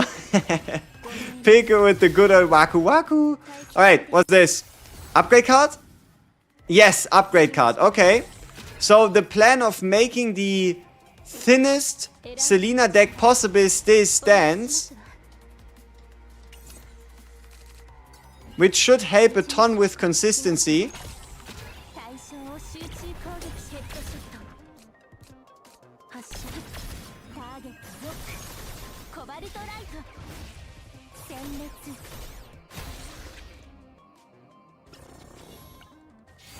Alright, Shining Core. Ooh, maybe we can hit the unique Epiphany on Shining Core. That would mean we wouldn't have to get rid of it. We didn't have the choice to get the unique Plasma Missile, right? Alright, I'm feeling this one. Mouthful.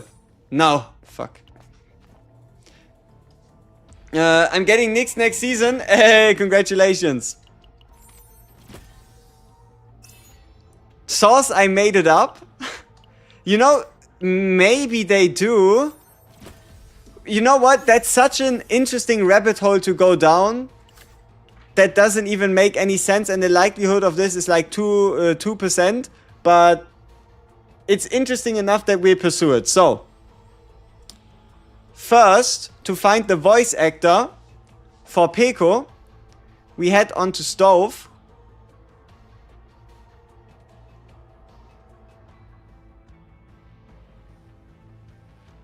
And then into the update.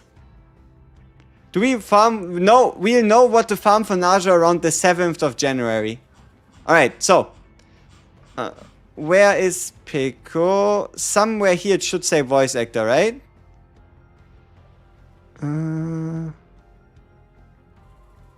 No. Damn it. I thought we would find it there.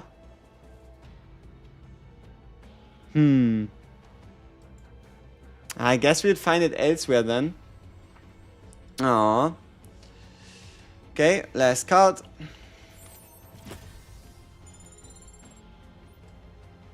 Or I guess last chest is the better way to describe it. So we're going to get rid of... We're going to get rid of... Blessing of the Waves. Because I swear Mika always interferes. Ooh, Negotiate. But not now. If we pick up Negotiate now, that means we'd... Yeah, no. If we pick up Negotiate now, we have even less chance of getting our second copy, which is kind of like must-have here. Instinct Striker. I don't know, it's about time that we get a support, no? But that's what people said for Serenial as well, so who knows? Who really knows? Nobody does. So we won't play Water Arrow, Because look, this water arrow already glows so suspiciously. And the reason why it glows so suspiciously is because it wants to tell us, if you play me, I'm actually going to give you another Mika card. Nobody wants that. Nobody wants that. And if we play Cobalt Light, we get the same thing for Serenial. Nobody wants that. At least for now. So we also won't be playing Cobalt Light.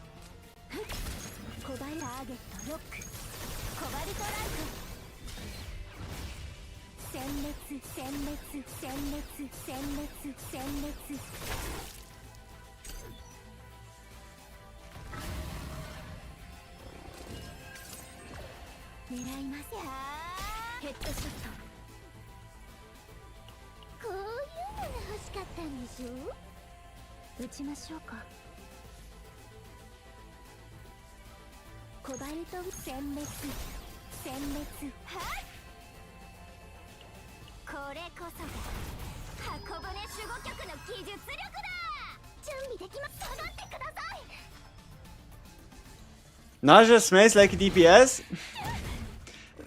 The greatest Mika card is upon us. Hell no. I'll do my hardest to avoid Whirlpool as long as possible.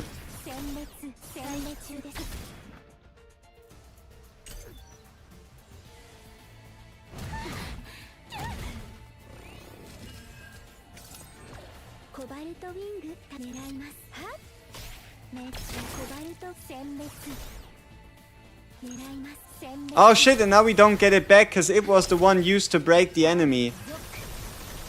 That's not a lot of lasers.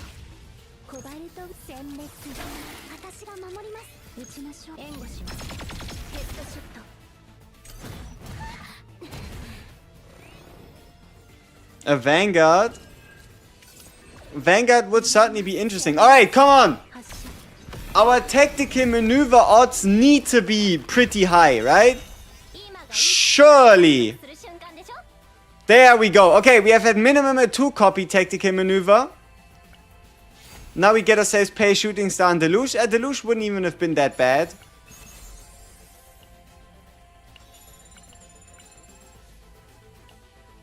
Alright, so 2-copy acquired. What do you think about this card?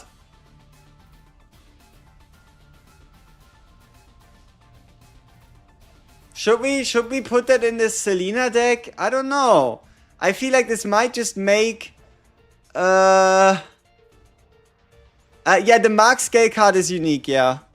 The only way you could not unique Scale Mark is with the upgrade for the first one. Meh.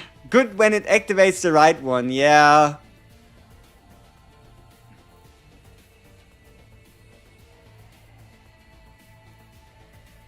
Yeah, our Serenial is pretty damn good. We actually avoided the Whirlpool for now. For now, watch it come back, and the moment it does, we'll have to insta sell it. So, yeah, again, upon Ravage, we draw one card. So now, our only mission is to find the copy event, which means we'll dodge this one right here, and we go straight through the middle.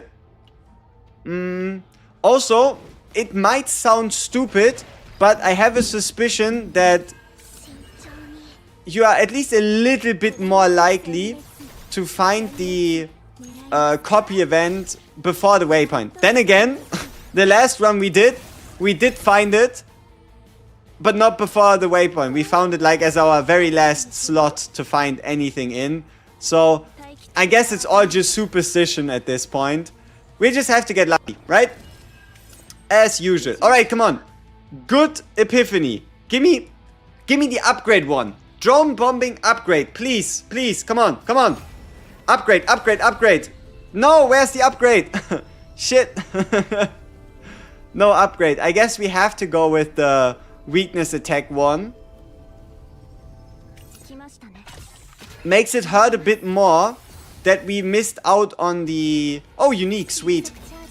Makes it hurt a bit more that we missed out on the Mark variant for the extra follow-up attacks. Because we could have had it all, you know?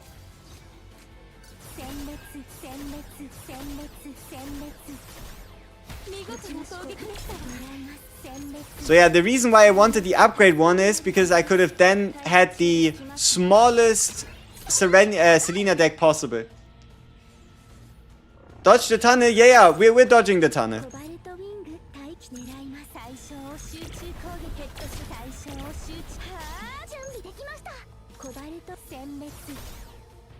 Ooh.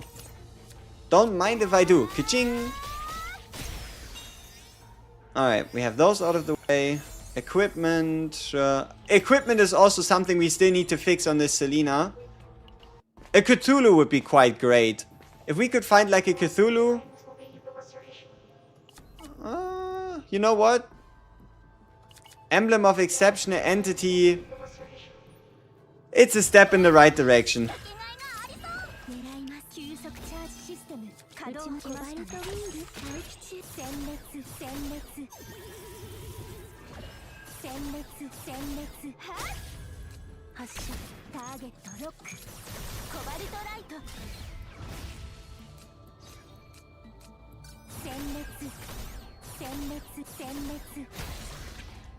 Alright.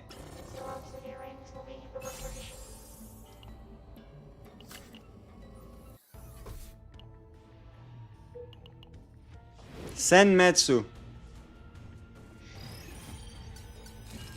Alright. Bang, bang. Bang, bang, bang. Bang. Bang, bang, bang.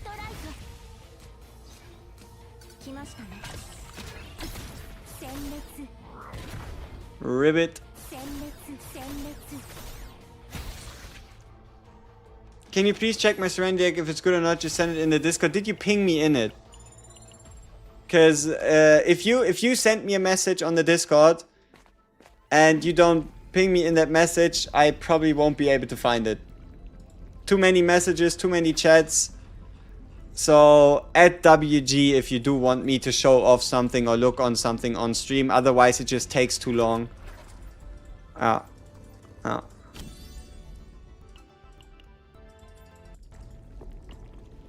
Rationingo. No, it's clearly Lightning Dingo. Alright. So far we did not find the upgrade event yet. Nor have we found anything else of note.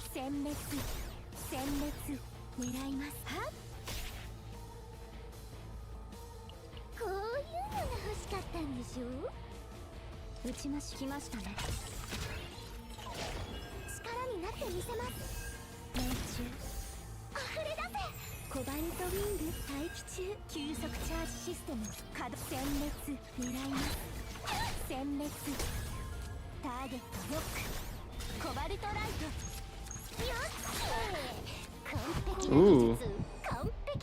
Mika out for the count.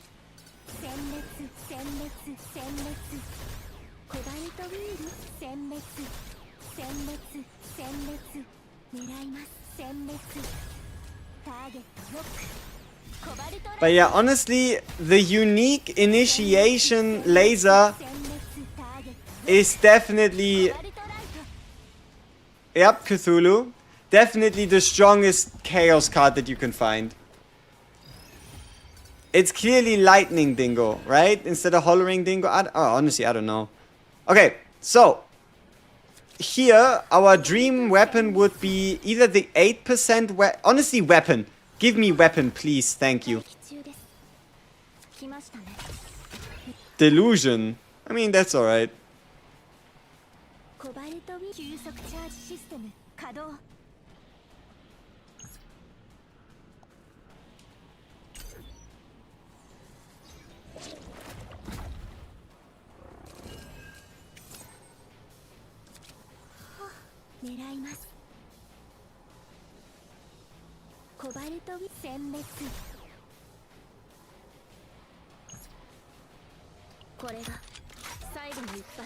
We're going to take the damage we're about to take as a trade-off for dealing a nasty amount of damage.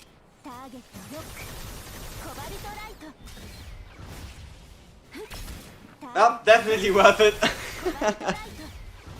Alright, so, give me the weapon, please.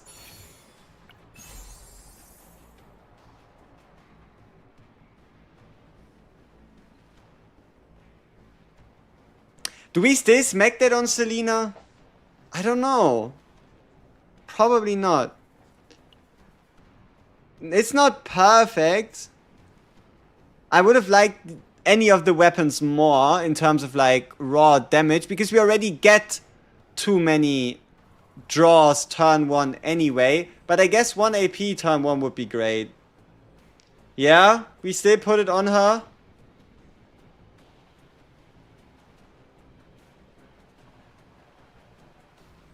But then we couldn't get the chest piece. No, I wouldn't. Back to sticking. Second method again. Yeah. Yeah. Yeah, exactly. Not worth. We just don't get enough value out of this turn 1, unfortunately. Memory Archive. Memory Archive could be a very reliable way for us to get the... Okay, I'm re-rolling this just so I don't take the damage. We'll probably stay skipping. Could be a reliable way for us to get... not even good enough. Yeah, confiscation wouldn't be worth it as well. Alright. I'm kind of just thinking, what else could we add into the Selena deck to make it more valuable? More valuable. Alright. Okay, we can get Mika out of trauma, which is fantastic. So now Sniper's Domain, Shining Core. Go, go, go, go.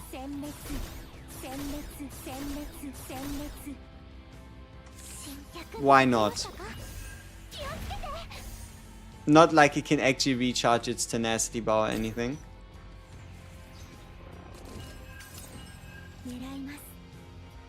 Oof.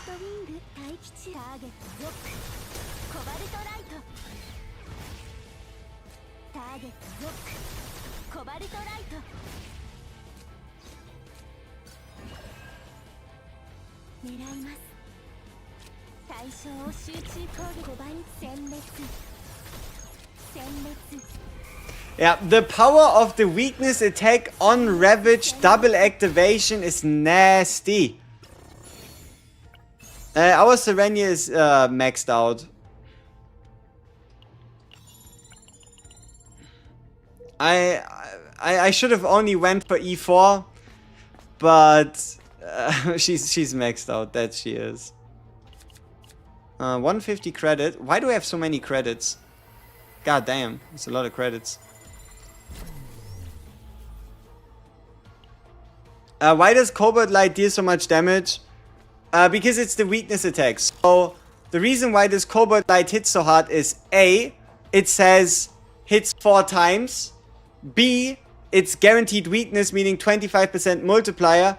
And then C, because we broke with the usage of this Cobalt Light, it did an additional 4 attacks. Meaning we had 8 attacks at 151%, all gaining the multiplier of being type effective. Yeah, obviously E6 is pretty strong. It does 80%, like an additional 80% hit based on the amount of tenacity bars that the enemy has. Okay, I think this should be the highest. Yeah, this is highest amount of question marks. We just have to see if it works. It just looks weird, right? It just looks too good.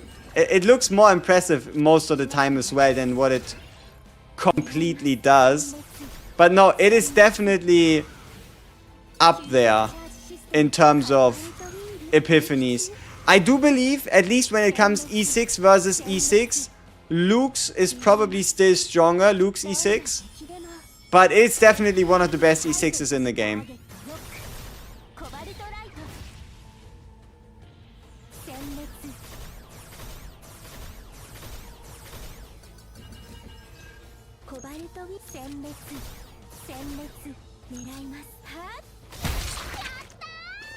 That was loud for no reason. Logic error. Okay, getting closer.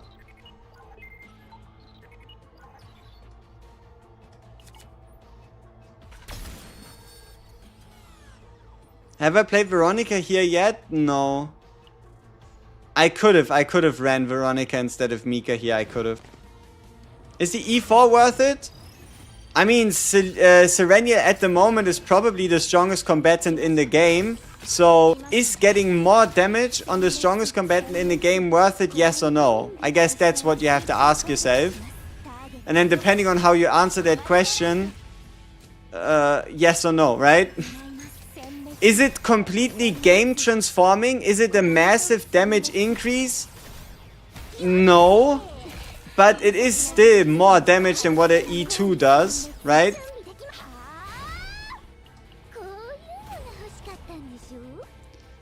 At the end of the day, it again comes down to, okay, but if you do go for E4, which you can get later with Omega codes anyway, do you lose out on getting more combatants in the future, right?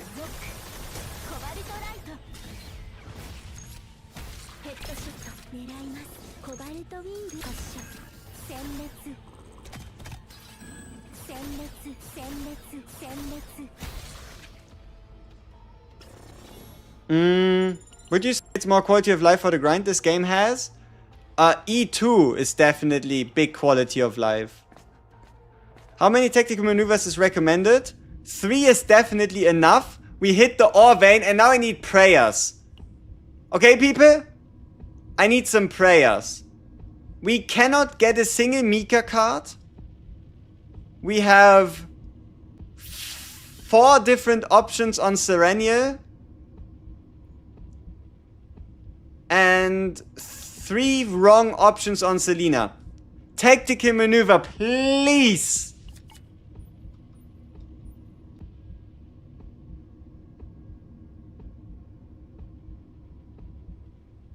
We had the odds stacked as much in our favor as reasonably possible. It wasn't meant to be. It wasn't meant to be, which means 3 copy is the highest we can get here. So let's see if we do end up with a 3 copy deck at least.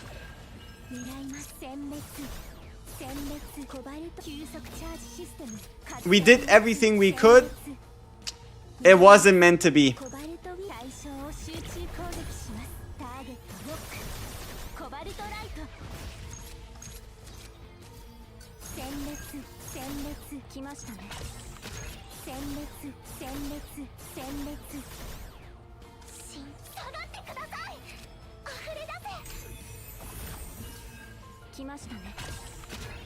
Why not get Mark? No real value. Like, just getting an additional card in, I'd rather keep the deck as short as possible. If that makes sense. Like, sure, it looks better because I've got more copies, but the deck doesn't become more effective.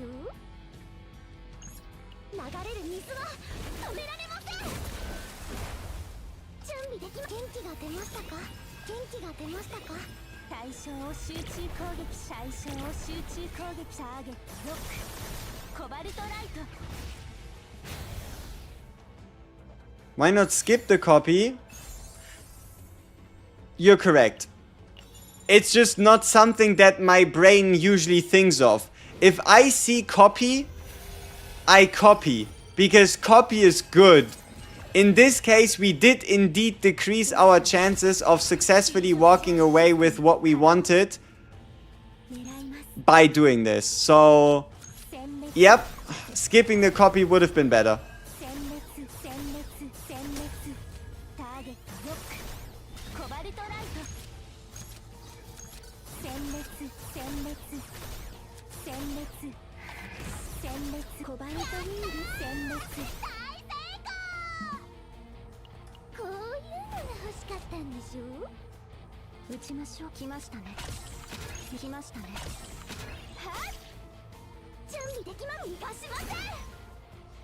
Do you copy? Yes, I copy. Weird question, but do you ever dream of this game sometimes? No. I don't think so, at least not that I remember. I already see the game enough, you know? I already see the game enough. I don't have to further dream about the game to, like, get more content out of it. So, I don't think so.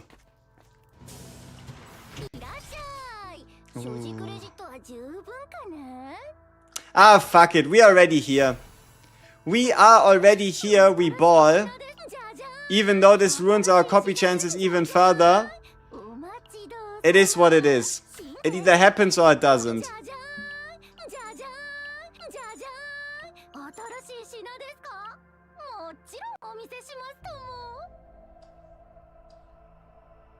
Oh yeah, we've been dodging Whirlpool. We've been dodging Whirlpool this whole run, for those of you curious. Yeah, we've been dodging Whirlpool this whole run. But we also have to start getting rid of the basics, otherwise we have way too many basics in our deck. Alright, come on. Give me the copy card. Otherwise, we might just have to get the deck another day. Right? If I can get a 3 copy one, I'd be happy. If not, we just have to try another time.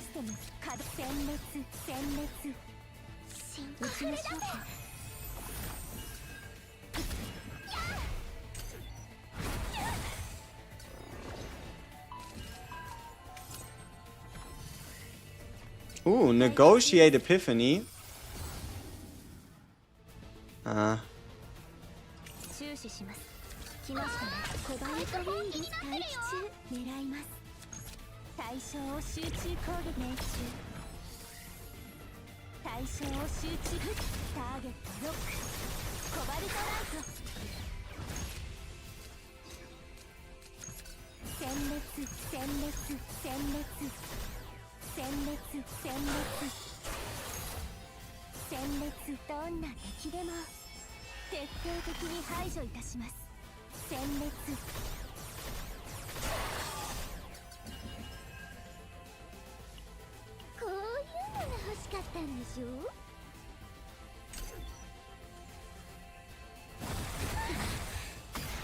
That's a lot of damage.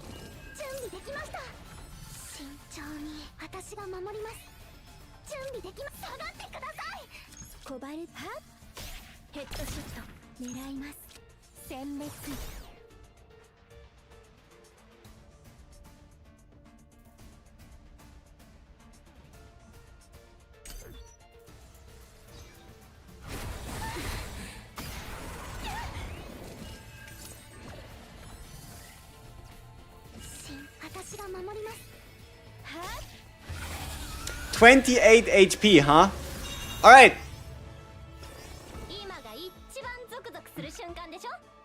There we go. We have triple copy. Triple copy secured. Now the only thing we need to do is... Perfect. Find this chest piece. Okay, so next step on the list is... What's the next step on the list? Find even more neutral cards to smack into this deck. Yes. Find even more neutral cards to smack into this deck, because this deck only has 80 save data. On the next removal, this goes up by 30. And we still have 1 campfire. And that is why Lab 0 became even better. Because you have 1 more remove and 1 more shop at the end of your runs. And you know the greatest part about the shop is... there is no copy event anymore. You finish with the copy events, because that means there's no better space to now put in more neutral cards into your decks. So, for example, here we could put in a confiscation. But is there a better neutral card for us to put in instead of confiscation here? Maybe. Maybe. We'll see what the next shop has for us.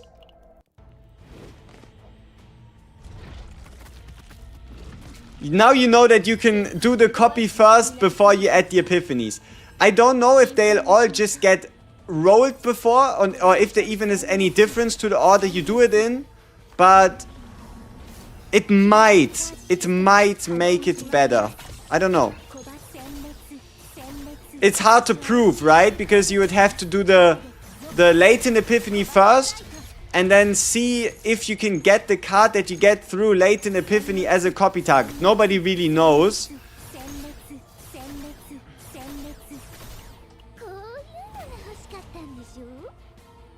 待機中来ましたね。発射。はあ。狙います。殲滅。準備で溢れ出せ。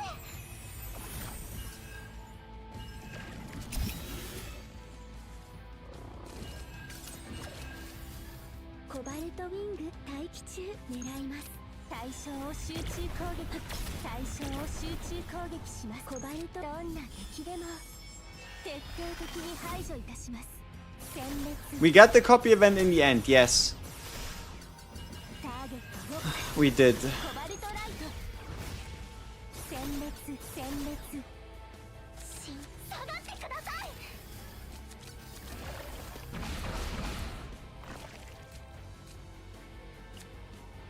Whirlpool Epiphany. Can't wait. Can't wait to see what my favorite Whirlpool card has in store for me. 命中。撃ちましょう。来ましたね。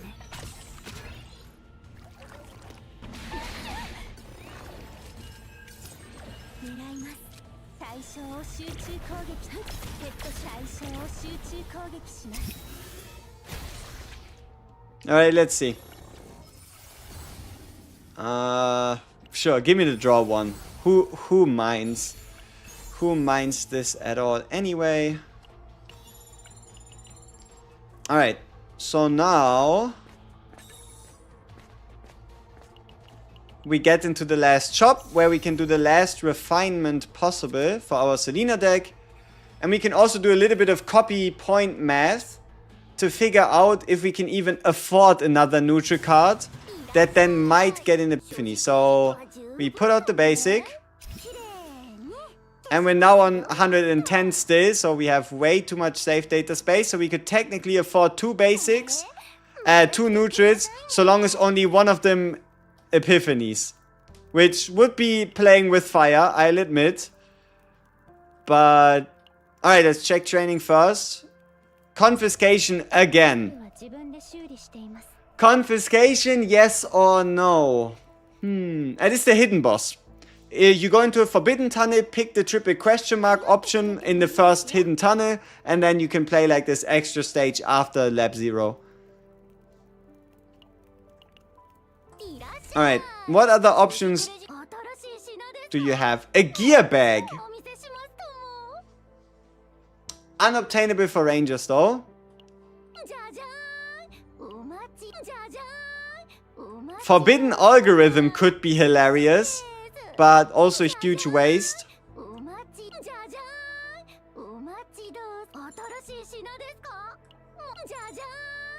Rally can't use. Yeah, maybe we should have picked it. Honestly, maybe we should have picked up confiscation. Who knows? Who knows? Yeah, so this is our final Selena deck.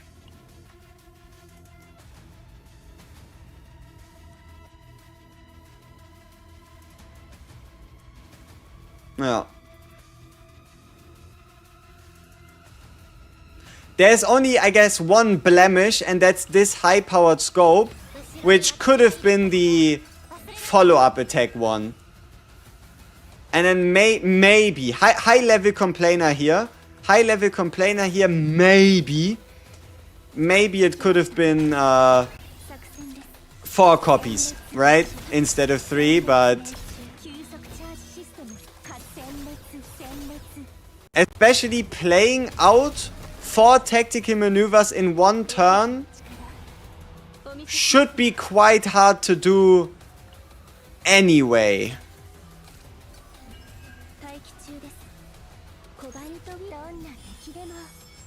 What chaos? Lab 0. Happy holidays back to you as well. Hope you had and will have some pleasant family time to cool down, recover, and whatever else might be on your bucket list. Are we going to finish the boss? Yeah, it's not like we lose like a tier 14 map or anything. So, I don't really see a reason why we wouldn't. But there also, technically speaking, isn't any reason for us to do it. What's good? Yo, Pranav, what's up? What's up? What's up? Alright, we have this one in. We get the follow-up. Give me the card draw. Into the extra Whirlpool activation. Fantastic. Alright. What is the multi-hit when you break? That's E6. It's 80% damage per break bar, so what's going to happen here is 1, 2, 3, 4, 5, 6, 7, 8, 8 different hits. You can count if you want to, but yeah, that's how it looks. So instead of being like one big hit based on tenacity bar, it's like 8 small ones. We're playing difficulty 8, yes. I gotta be honest, our hand was better before the redraw. This did cook us a little. Yeah, that's how, what the E6 looks like. I guess one of the good things is E6 doesn't scale though. I don't think there's a way for you to scale it. I don't think morale actually makes that do more damage. So it's just free damage at the end of the day, but it's nothing super world breaking, I guess.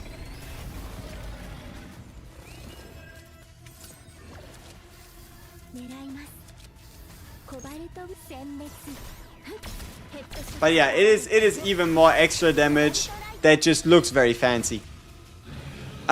He's new. Since the Christmas update, this guy's new. He wasn't there before. Superconductive protein? No, I think we stay with our Selena as she is, huh? Alright, so we played 2 runs and we got 2 very useful Selena decks out of those. I would say, honestly, that's a pretty good success rate. Okay. Do I, or better said, do we play a full run?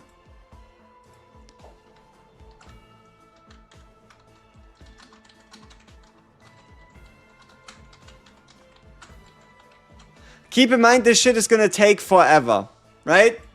If y'all want to, we can do 1 Great Rift run, 1 complete full degenerate mega try. Alright, you pinged me, yeah, let's see. Serenia strats. Hui. Is the save data good enough?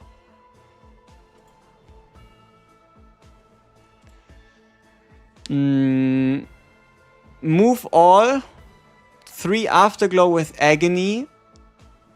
With the 1 Tenacity, with the Unique, with the Cobalt Light, 2 cost, meaning it's the multi-hit and the Pale Shooting Laser. One of the bit more unfortunate things is that the shield is back in there, right? It is absolutely fine. It is a good deck. But obviously there's better decks out there that you could be aiming for. I would probably say the Agony stacks are a bit unfortunate because you don't really get a lot of value out of those.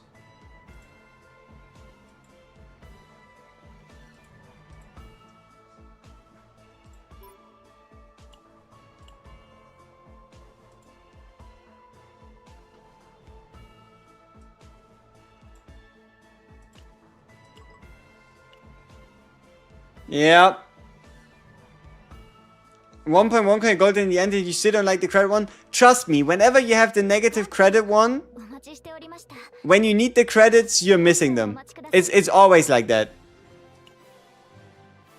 What if you put the Agony set on? Then you would have to break out the 4-piece, and the 4-piece is really damn good. Right? Like, trust me, the 4-piece is pretty good. Is Dimensional Cube? Dimensional Cube is almost a must-have. If you want to play the Nia Serenial team.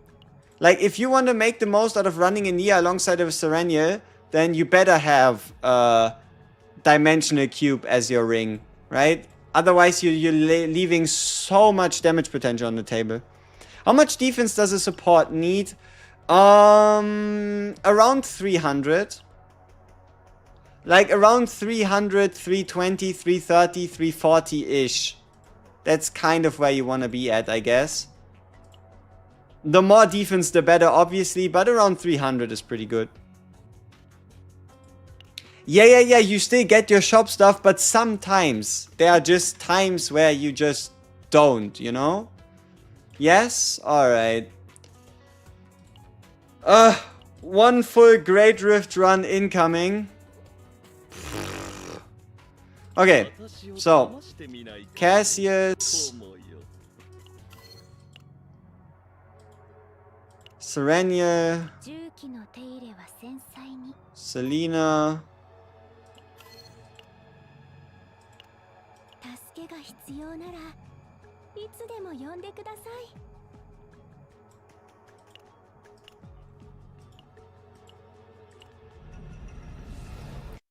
Alright, let's see how RNG will treat us. Let's see how RNG will treat us.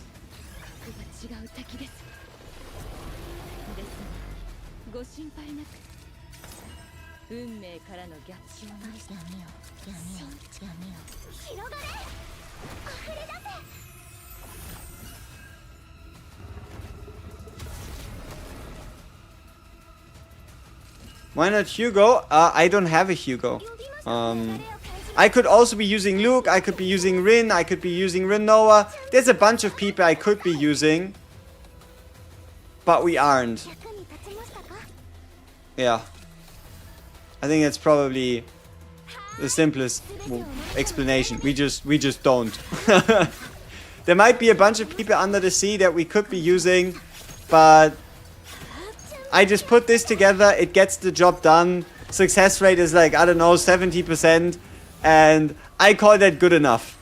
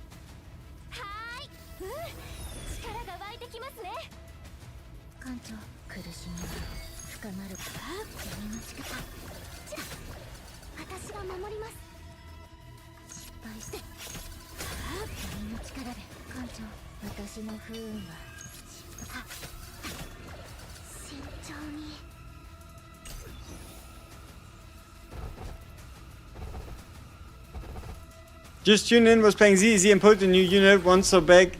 You won so back to CZN. Hey, nice. I heard there's what, big ZZZ patch today? I never really got into the game, but as far as I can tell, right, the game should be pretty peak in comparison to how it started out, right? Like version 0 was a disaster, and then what, with I think 1.0 they kind of carried things around. So yeah, good for them. Good for them. Alright, here we get our favorable break. We get our complete new turn. Yep.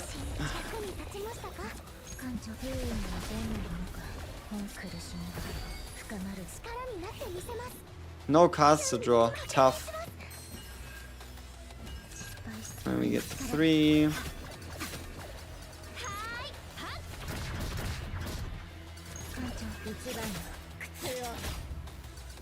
And then why not? Give me some more daggers.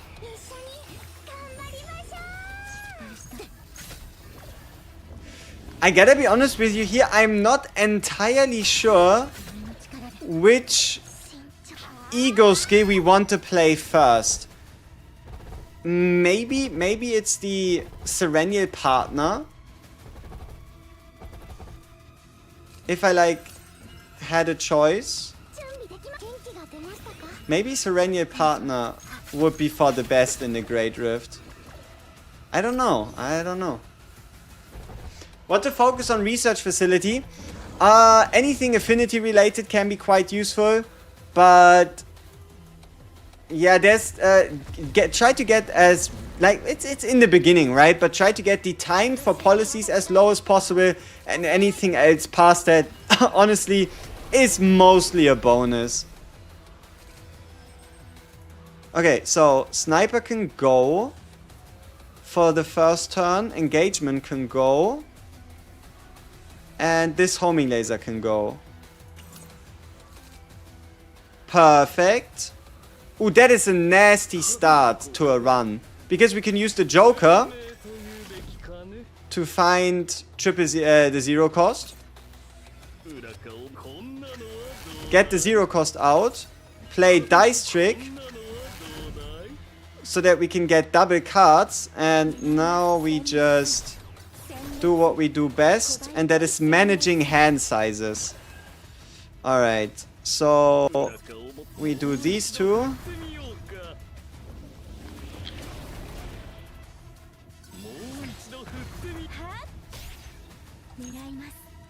Now we get a bunch of cards back.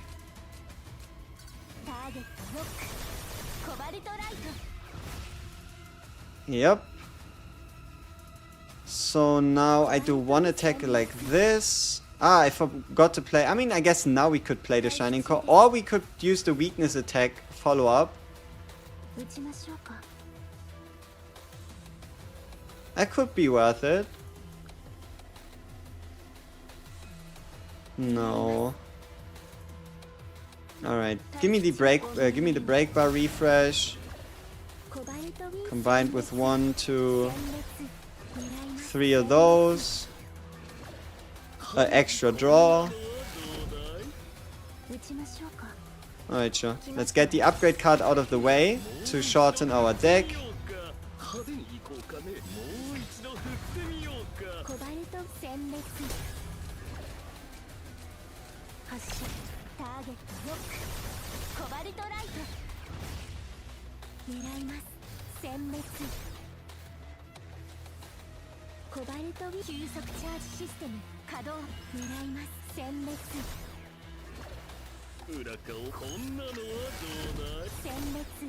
Alright, here we double draw.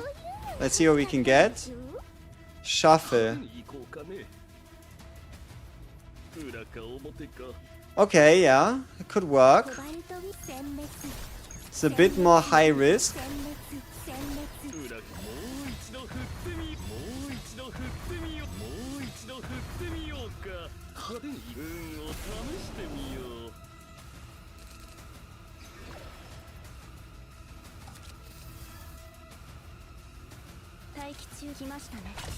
At least we retain this for the next turn. Okay, I think this was a pretty good turn 1. Okay, extra morale.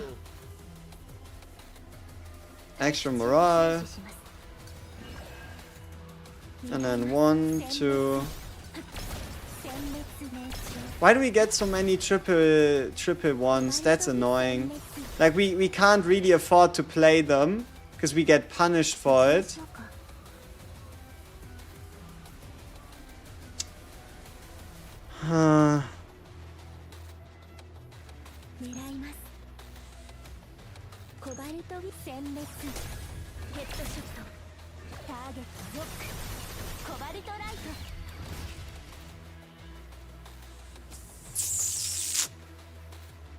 You can get even more extra turns than 5 because if you kill the boss, you also get another break bar.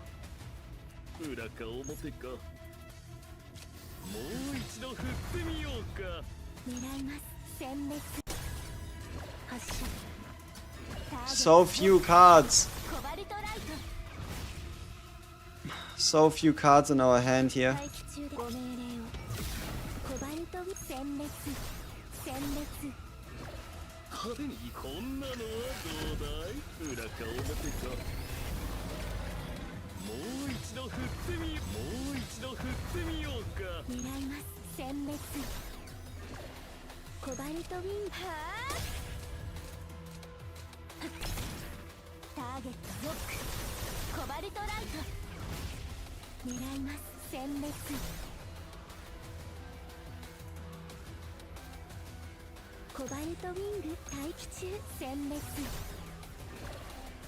撃ちましょうか。ご命令を。殲滅殲滅殲滅殲滅。命中。ターゲットロック。コバルトライト。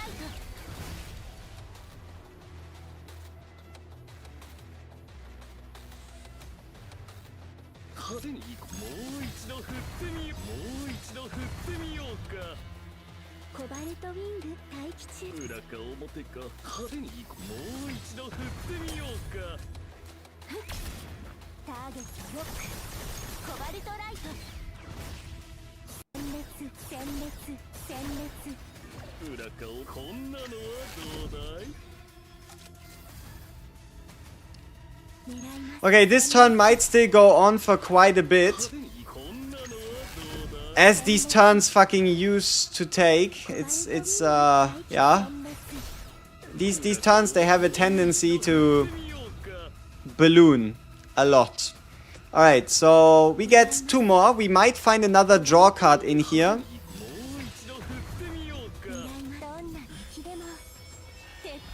And then if we find another draw card, we might find another break card.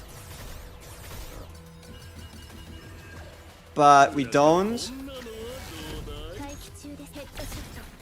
So this is the best we can do.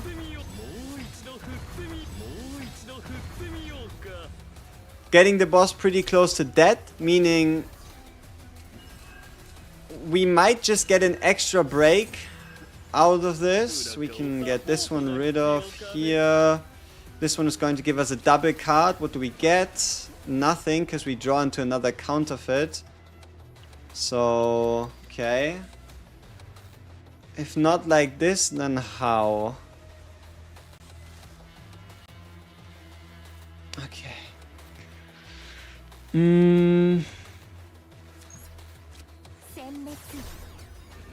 Okay.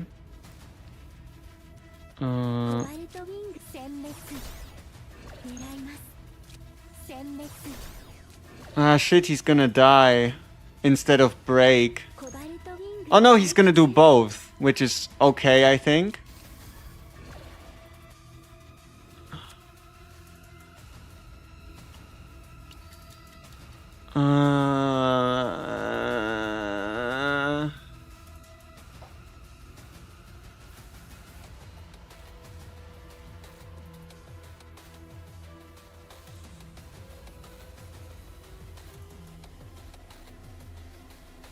Yeah, this might just be for the best.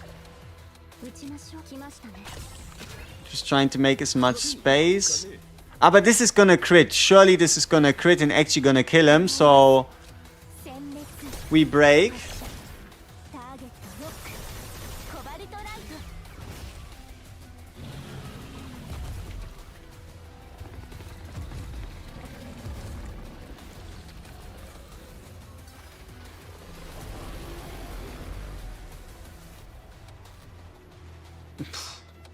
What a full hand.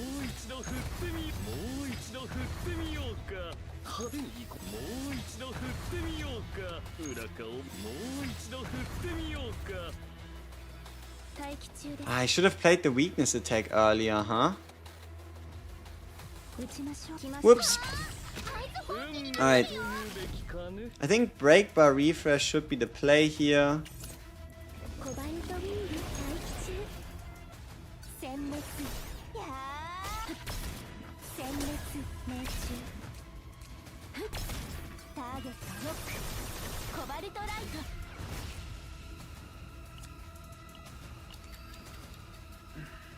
Okay, maybe not like this.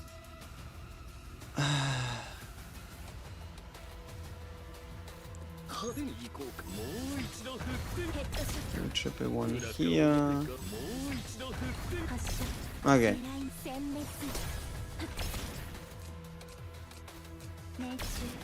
Alright.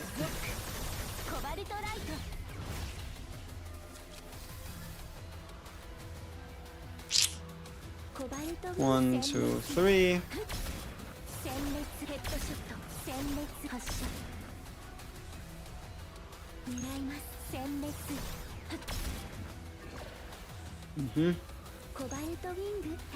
And we break bar refresh. We do 1, 2. コバルトウィング殲滅ヘッドショット派手に行こうかもう一度振ってみ発射もう一度振ってみ裏か表か派手に行こうもう一度振ってみよ命中ターゲットロックコバルトライト狙います殲滅ヘッドショット殲滅発射コバルトウィ殲滅殲滅命中殲滅 There we go. こんなのはどうだい狙います殲滅ヘッドショット殲滅の発射派手にもう一度振ってみ命中もう一度振ってみ A pretty weak turn, all things considered. Yeah, that's pretty much that. A weak turn. Alright. So, 1. Hand is full. Great. Perfect start, right? Perfect start to a turn. Hand is full. 狙いますターゲットロックコバルトライト発射コバルターゲットロックコバルトライト殲滅 That was my own mistake though. No, it wasn't. I just gained those. Did I? I'm quite sure I didn't play anything. But I gotta be honest with you here though. This whole team scenario would be even more broken if the hand size limit wasn't 10. Like, if hand size limit was bigger, this would be even worse. Or better, depending on how you look at it, right? 派手にこんなのはどうだいコバルトウィング待機中狙います殲滅殲滅コバルト殲滅裏かおもこんなのはどうだい殲滅狙います殲滅コバルト殲滅派手にこんなのはどうだい狙います殲滅コバルトウィング対象を集中攻撃しもう一度振ってみようもう一度振ってみようもう一度振ってみようか Another not so great turn.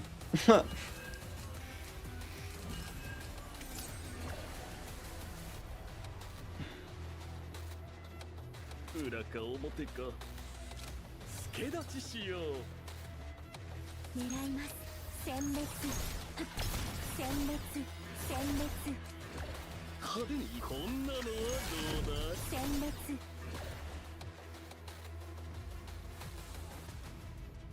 裏か表かもう一度振ってみようかコバルトウィング待機中 Yeah, it might just be the best way, yeah. 命中 Alright. コバルトライト Alright, we have another recharge. And a devil dice. 派手に What does this one give us? 振ってみようか Another recharge. Alright, so this turn is going to be as long as it will be. This is, fuck me, this is gonna be a long turn. 命令を Ay, ay, ay, ay. 派手にこんなのはどうだい狙います殲滅殲滅コバルトウィ殲滅裏かをこんなのはどうだい派手に行こうかねもう一度振ってみようか狙います殲滅ターゲットロックコバルトライト裏か表かコバルトウィング待機中狙います殲滅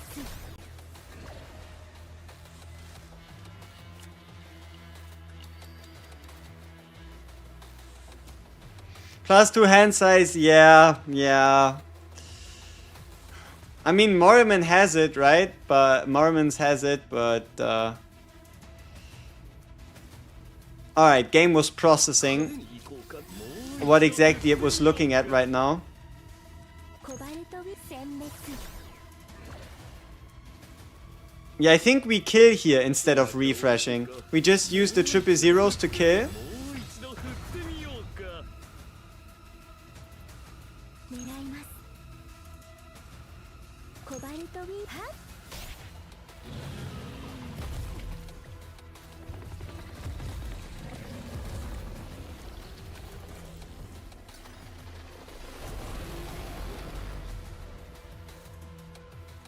狙います殲滅殲滅殲滅 Did I gamble too much?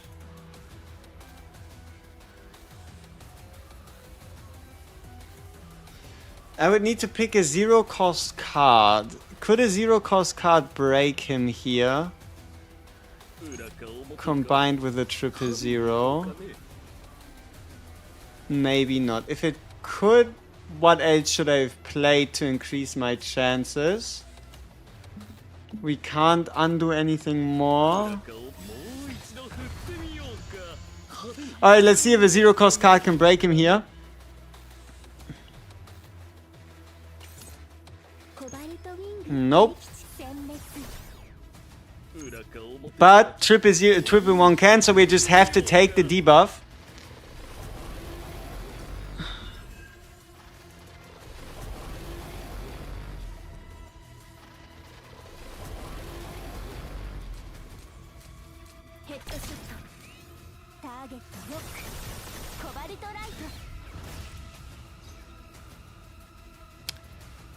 Alright, let me get rid of some hand size. 殲滅 派手に行こうかね。もう一度振ってみようか。 And then we refresh. コバルト I should have played one of our vulnerability lasers before the refresh. 裏か表もう一度振ってみよう。発射ターゲットロックコバルトライト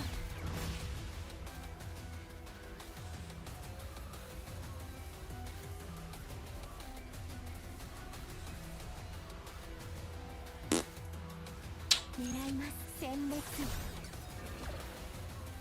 コバルト殲滅撃ちましょうご命令を狙います殲滅派手に行こう。こんなのはどうだい。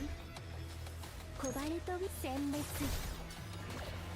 狙います殲滅コバルトウィング待機中裏か表もう一度振ってみようか。狙います殲滅ターゲットロックコバルトライト Alright, let's do one final undo. Yeah, you cannot use heal cards. I think if you use 2 heal cards in a turn, you just die. But you can, I guess, barely afford to use one. But usually, in general, you don't want to use anything that heals. Alright. 派手に行こう。もう一度振ってみようか。待機中です撃ちましょう命中コバルトウィング狙います殲滅ターゲット Still full hand size. コバルト Nothing we can do about that. コバルト殲滅殲滅狙います殲滅コバルトウィン殲滅殲滅殲滅裏かこんなのはどうだい。狙います殲滅派手に行こう。もう一度振ってみよう。もう一度振ってみよう。もう一度振ってみよう。もう一度振ってみようか。 Finally a full house, yep. Or finally the ability to get a damn card in hand. Okay, zero cost. Zero cost, give me something. Fuck. Why did the 0 cost have to draw into a 0 cost? I know I should have known better, because it was a draw 0 cost. I'm stupid. I fucked that up, right? That was nobody's fault but my own. I didn't do the mental math good enough.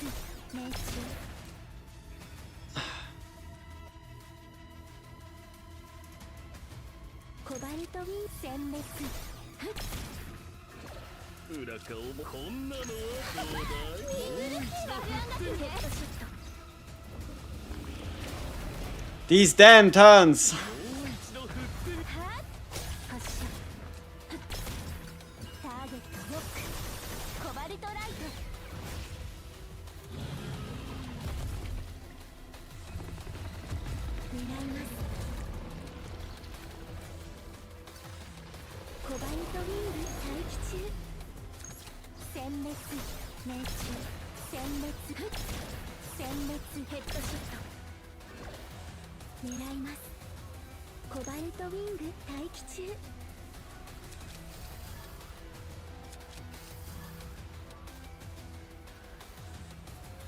派手に行こうかね。もう一度振ってみ。発射。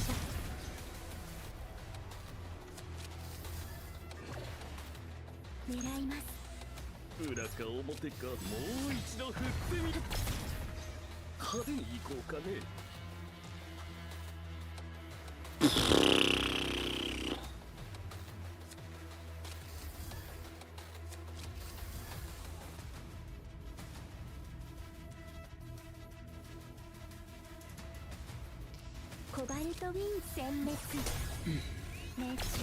Yeah, there should be like a counter somewhere telling you how many hand cards you have, yeah.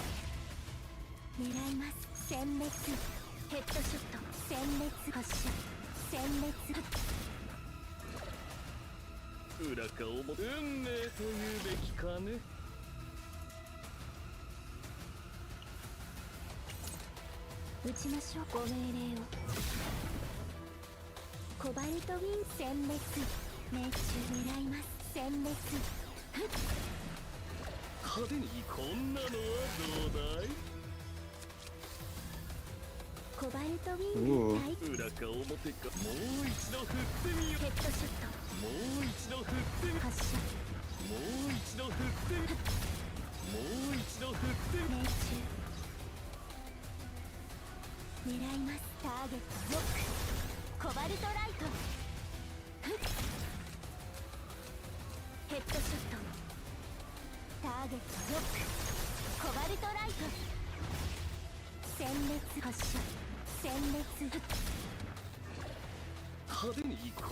I tell you, these turns, like, they go and they go and they don't stop.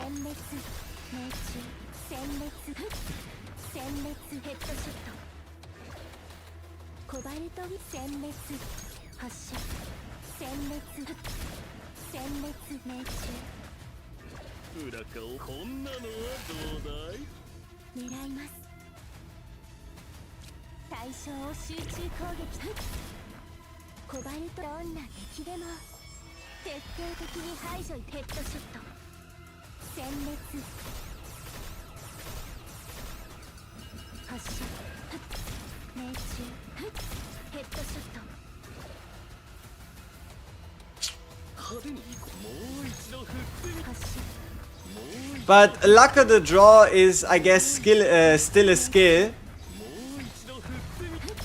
Because, yeah, triple ones are cooked.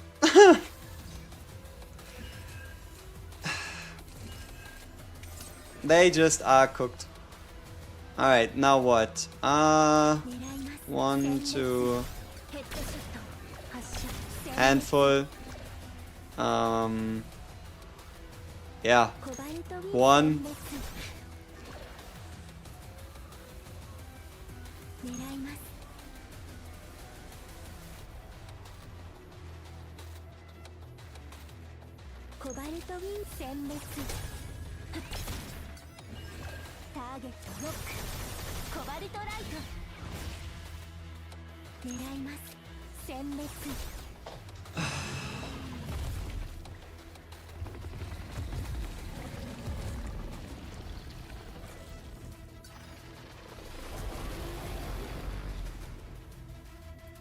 コバルトウィン殲滅殲滅待機中ですね殲滅狙いますターゲットロックコバルトライトふっターゲットロックコバルトライト裏側をもう一度振ってみようもう一度振ってみようかもう一度振ってみは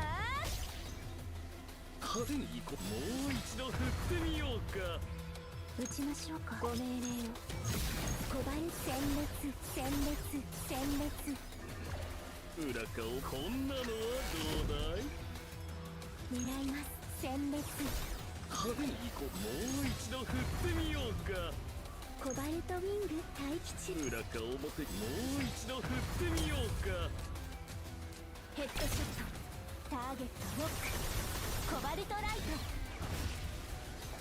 狙います殲滅殲滅派手に行こうこんなのはどうだいコバルトウィン殲滅殲滅狙います殲滅コバルトウィング殲滅裏側表運命というべきかね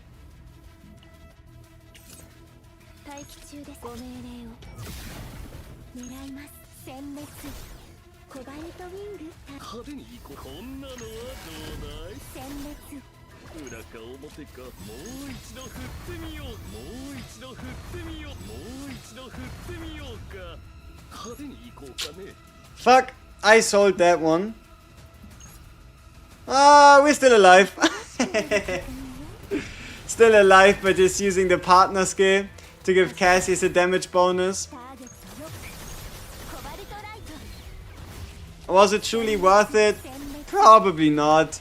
But hey, whatever you need to do to keep the turn alive, right? 派手に行こうもう一度振ってみよう殲滅殲滅狙います殲滅殲滅コバルトウィン殲滅殲滅 Alright. 裏か表かもう一度振ってみようもう一度振ってみようもう一度振ってみようか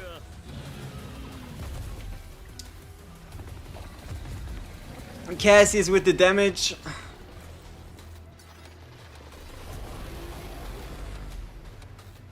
もう一度振ってみようか If he decides to do the damage.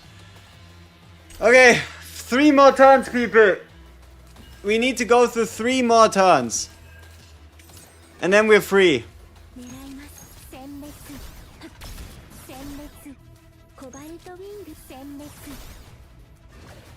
派手に行こうもう一度振ってみようかもう一度振ってみようか狙います殲滅命中コバルターゲットロックコバルトライト殲滅殲滅裏か表かこんなのはどうだい殲滅殲滅殲滅 If we're unlucky, we have a pretty short turn ahead of us. 殲滅コバルトウィン殲滅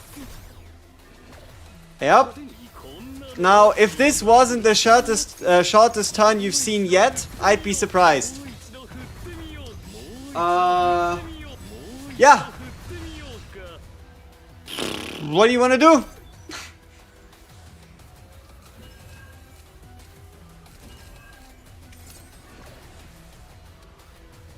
狙います殲滅コバルトウィン殲滅派手に行こうもう一度振ってみようか裏か表もう一度振ってみようか狙いますコバルトウィング殲滅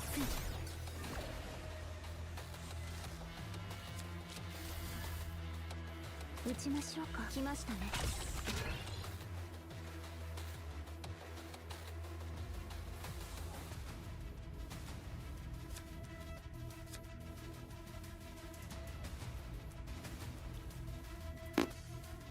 狙います殲滅ヘッドショット発射ターゲットロック Oh, my hand is full. You don't say. You don't say my hand is full, are you sure? ご命令を殲滅コバルトウィン殲滅 Oh yeah, on the note of copies, right? How important are copies for this whole boss? And can you really only score high if you got E6? Somebody scored 1.366 million on E2. So, yeah. No, you don't need extra copies to score high. 狙います 裏顔ももう一度 So I think he might be rank 1 or rank 2 currently on global. He's using E2, so yeah. Yeah. Make of that whatever you will. 待機中狙います殲滅命中 How can you score high without Cassius? Now this is where the real trouble comes in. コバルト Yeah, probably don't. Yeah, probably don't. 裏顔ももう一度振ってみようコバルト Then again, you could probably easily reach over 1 million, 殲滅 right?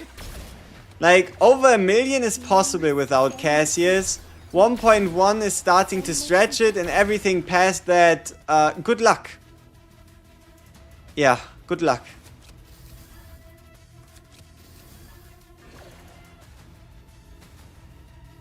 派手に行こう裏顔ももう一度振ってみようヘッドショット派手に行こう運命というべきかね撃ちましょうかご命令をコバルトウィング狙いますコバルトウィング発射狙います殲滅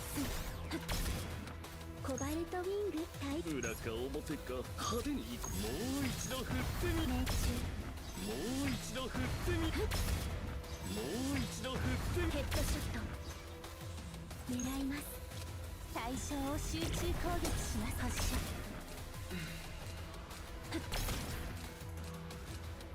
コバルトターゲットロックコバルトライト殲滅命中殲滅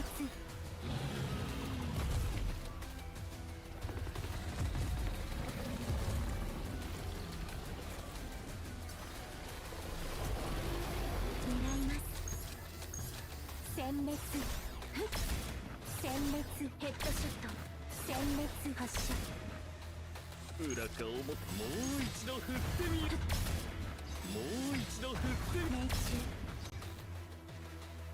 コバルトウィング殲滅ヘッドショット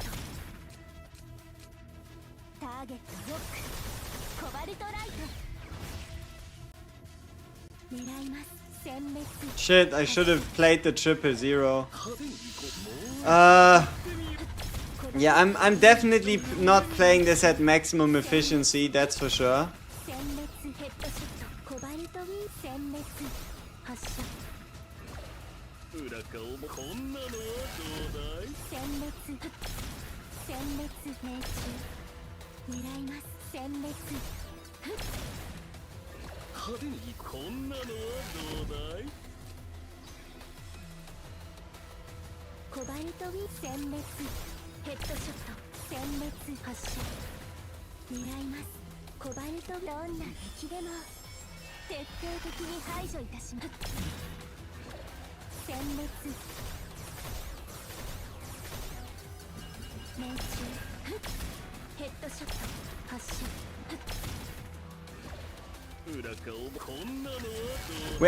We might actually just score below my other score. Ah, no, we should be above. But not by too much. ヘッドショット発射 Yeah, I guess too many dead turns. Ay, ay, ay. And one final turn is all we have. Let's see what we can make out of it. 狙います殲滅殲滅殲滅派手に行こうもう一度振ってみようかもう一度振ってみようか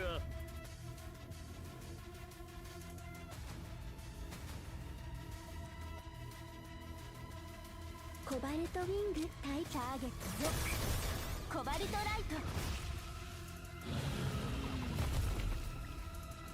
Yeah, I've seen people with 50 morale, right? I've seen people with 50 morale in a turn, which is just crazy.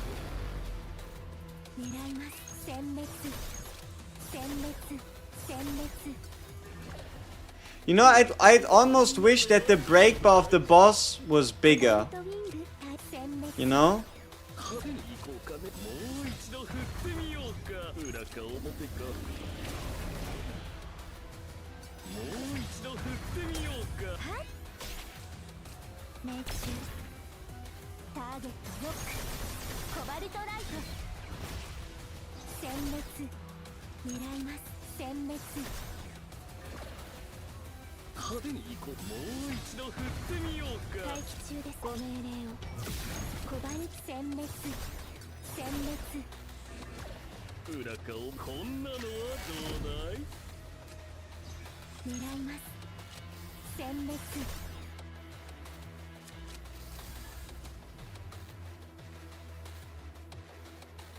派手に行こうかね。もう一度振ってみようか。コバルトウィング待機中裏か表か。派手に行こう。もう一度振ってみようか。ターゲットロックコバルトライト 30-minute run? No, we're probably already above an hour. Oh, we're 44 minutes in. コバルト We started this around 44 minutes ago. 殲滅 裏か You would wish this would only be half an hour, right? You'd wish. 撃ちましょうか派手に行こう。もう一度振ってみようか。待機中ですご命令を狙います殲滅殲滅殲滅裏か表か。もう一度振ってみよう。もう一度振ってみよう。もう一度振ってみようか。ヘッドショットターゲットロックコバルトライト殲滅コバルトウィング殲滅殲滅殲滅派手に行こう。もう一度振ってみようか。もう一度振ってみようか。殲滅殲滅殲滅裏かこんなのはどうだい。ここだ。 Yeah, we've definitely made misplays.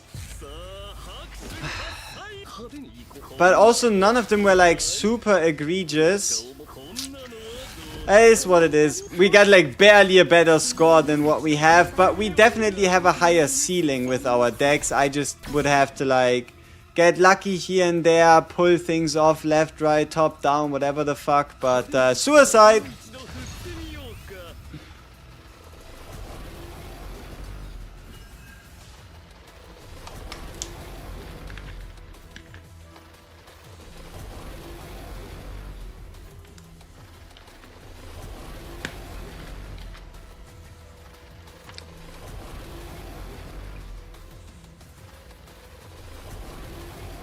Is it worth the time?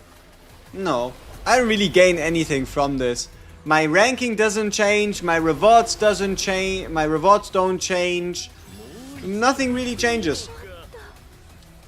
また強くさせるようにしてあげる今日は安全です Can you show your memory fragments, stats and decks of the team? Celestis, Celestis, Yeah, sure, I can. Why not? Alright, so 助けが必要ならいつでも呼んでください Serenia, 2-piece, crit damage 4 set. Stat wise looks like this, 64 on 184. でも呼んでください And the save data is homing laser, return to hand invulnerable instead of AP. Plasma missile like this. Not optimal, but good enough. Weapon. Yup. Cassius. Two-piece. With Scarlet as a partner. Maybe we'd be better off getting like a Yuri on there for the draw. But I'm a bit too lazy to do that, so we don't. 42 on 187 combined with 2-piece, 2-piece. And then Selena 400 on 201, 2-piece, 2-piece. With triple copy tactical maneuver, 1 negotiate, 1 sniper's domain, 1 high power scope, 1 target spotted, and a drone bombing. So she doesn't even really have a lot of cards in her deck. And then we have Cassius with a double joker, 1 dice trick, 1 quest card, and yeah, that's Cassius for you with 0 cost card. Wow! But yeah, Scarlet for the stats. Scarlet for the stats. Tressa stats. 私に近づかない方がいいよ。良くない運が移るかもしれないから。Yeah.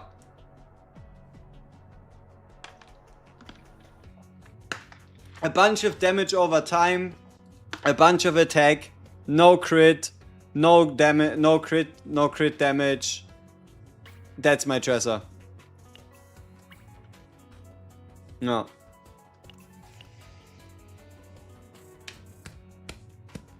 Alrighty, I think this is it. Now I'm quickly gonna record a video for all of you on what you should farm with the 2x event that starts in 1.5 hours. And then we're all happy, right? Happy, happy, happy. Yeah, for Serenia, is Gun or Foggy Ball the best? Gun. Gun. Alright. So, thank you all so much for tuning in. It's been a pleasure as always. We kept it under 3 hours. We found a Serenia deck, which means the only thing we would need to refine now would be a... we found 2 Selena decks, so the only thing we'd need to refine is a Serenia deck. Does crit damage matter more than crit rate? Past a certain point, yes, but... preferably you would like to get higher crit damage, right? Like... if you can get 50% crit chance on 180, that's better than 60 on 140, right? Like, as great as the potential for 60% crit chance is, it's only 5% damage onto your homing lasers. Alright, peace!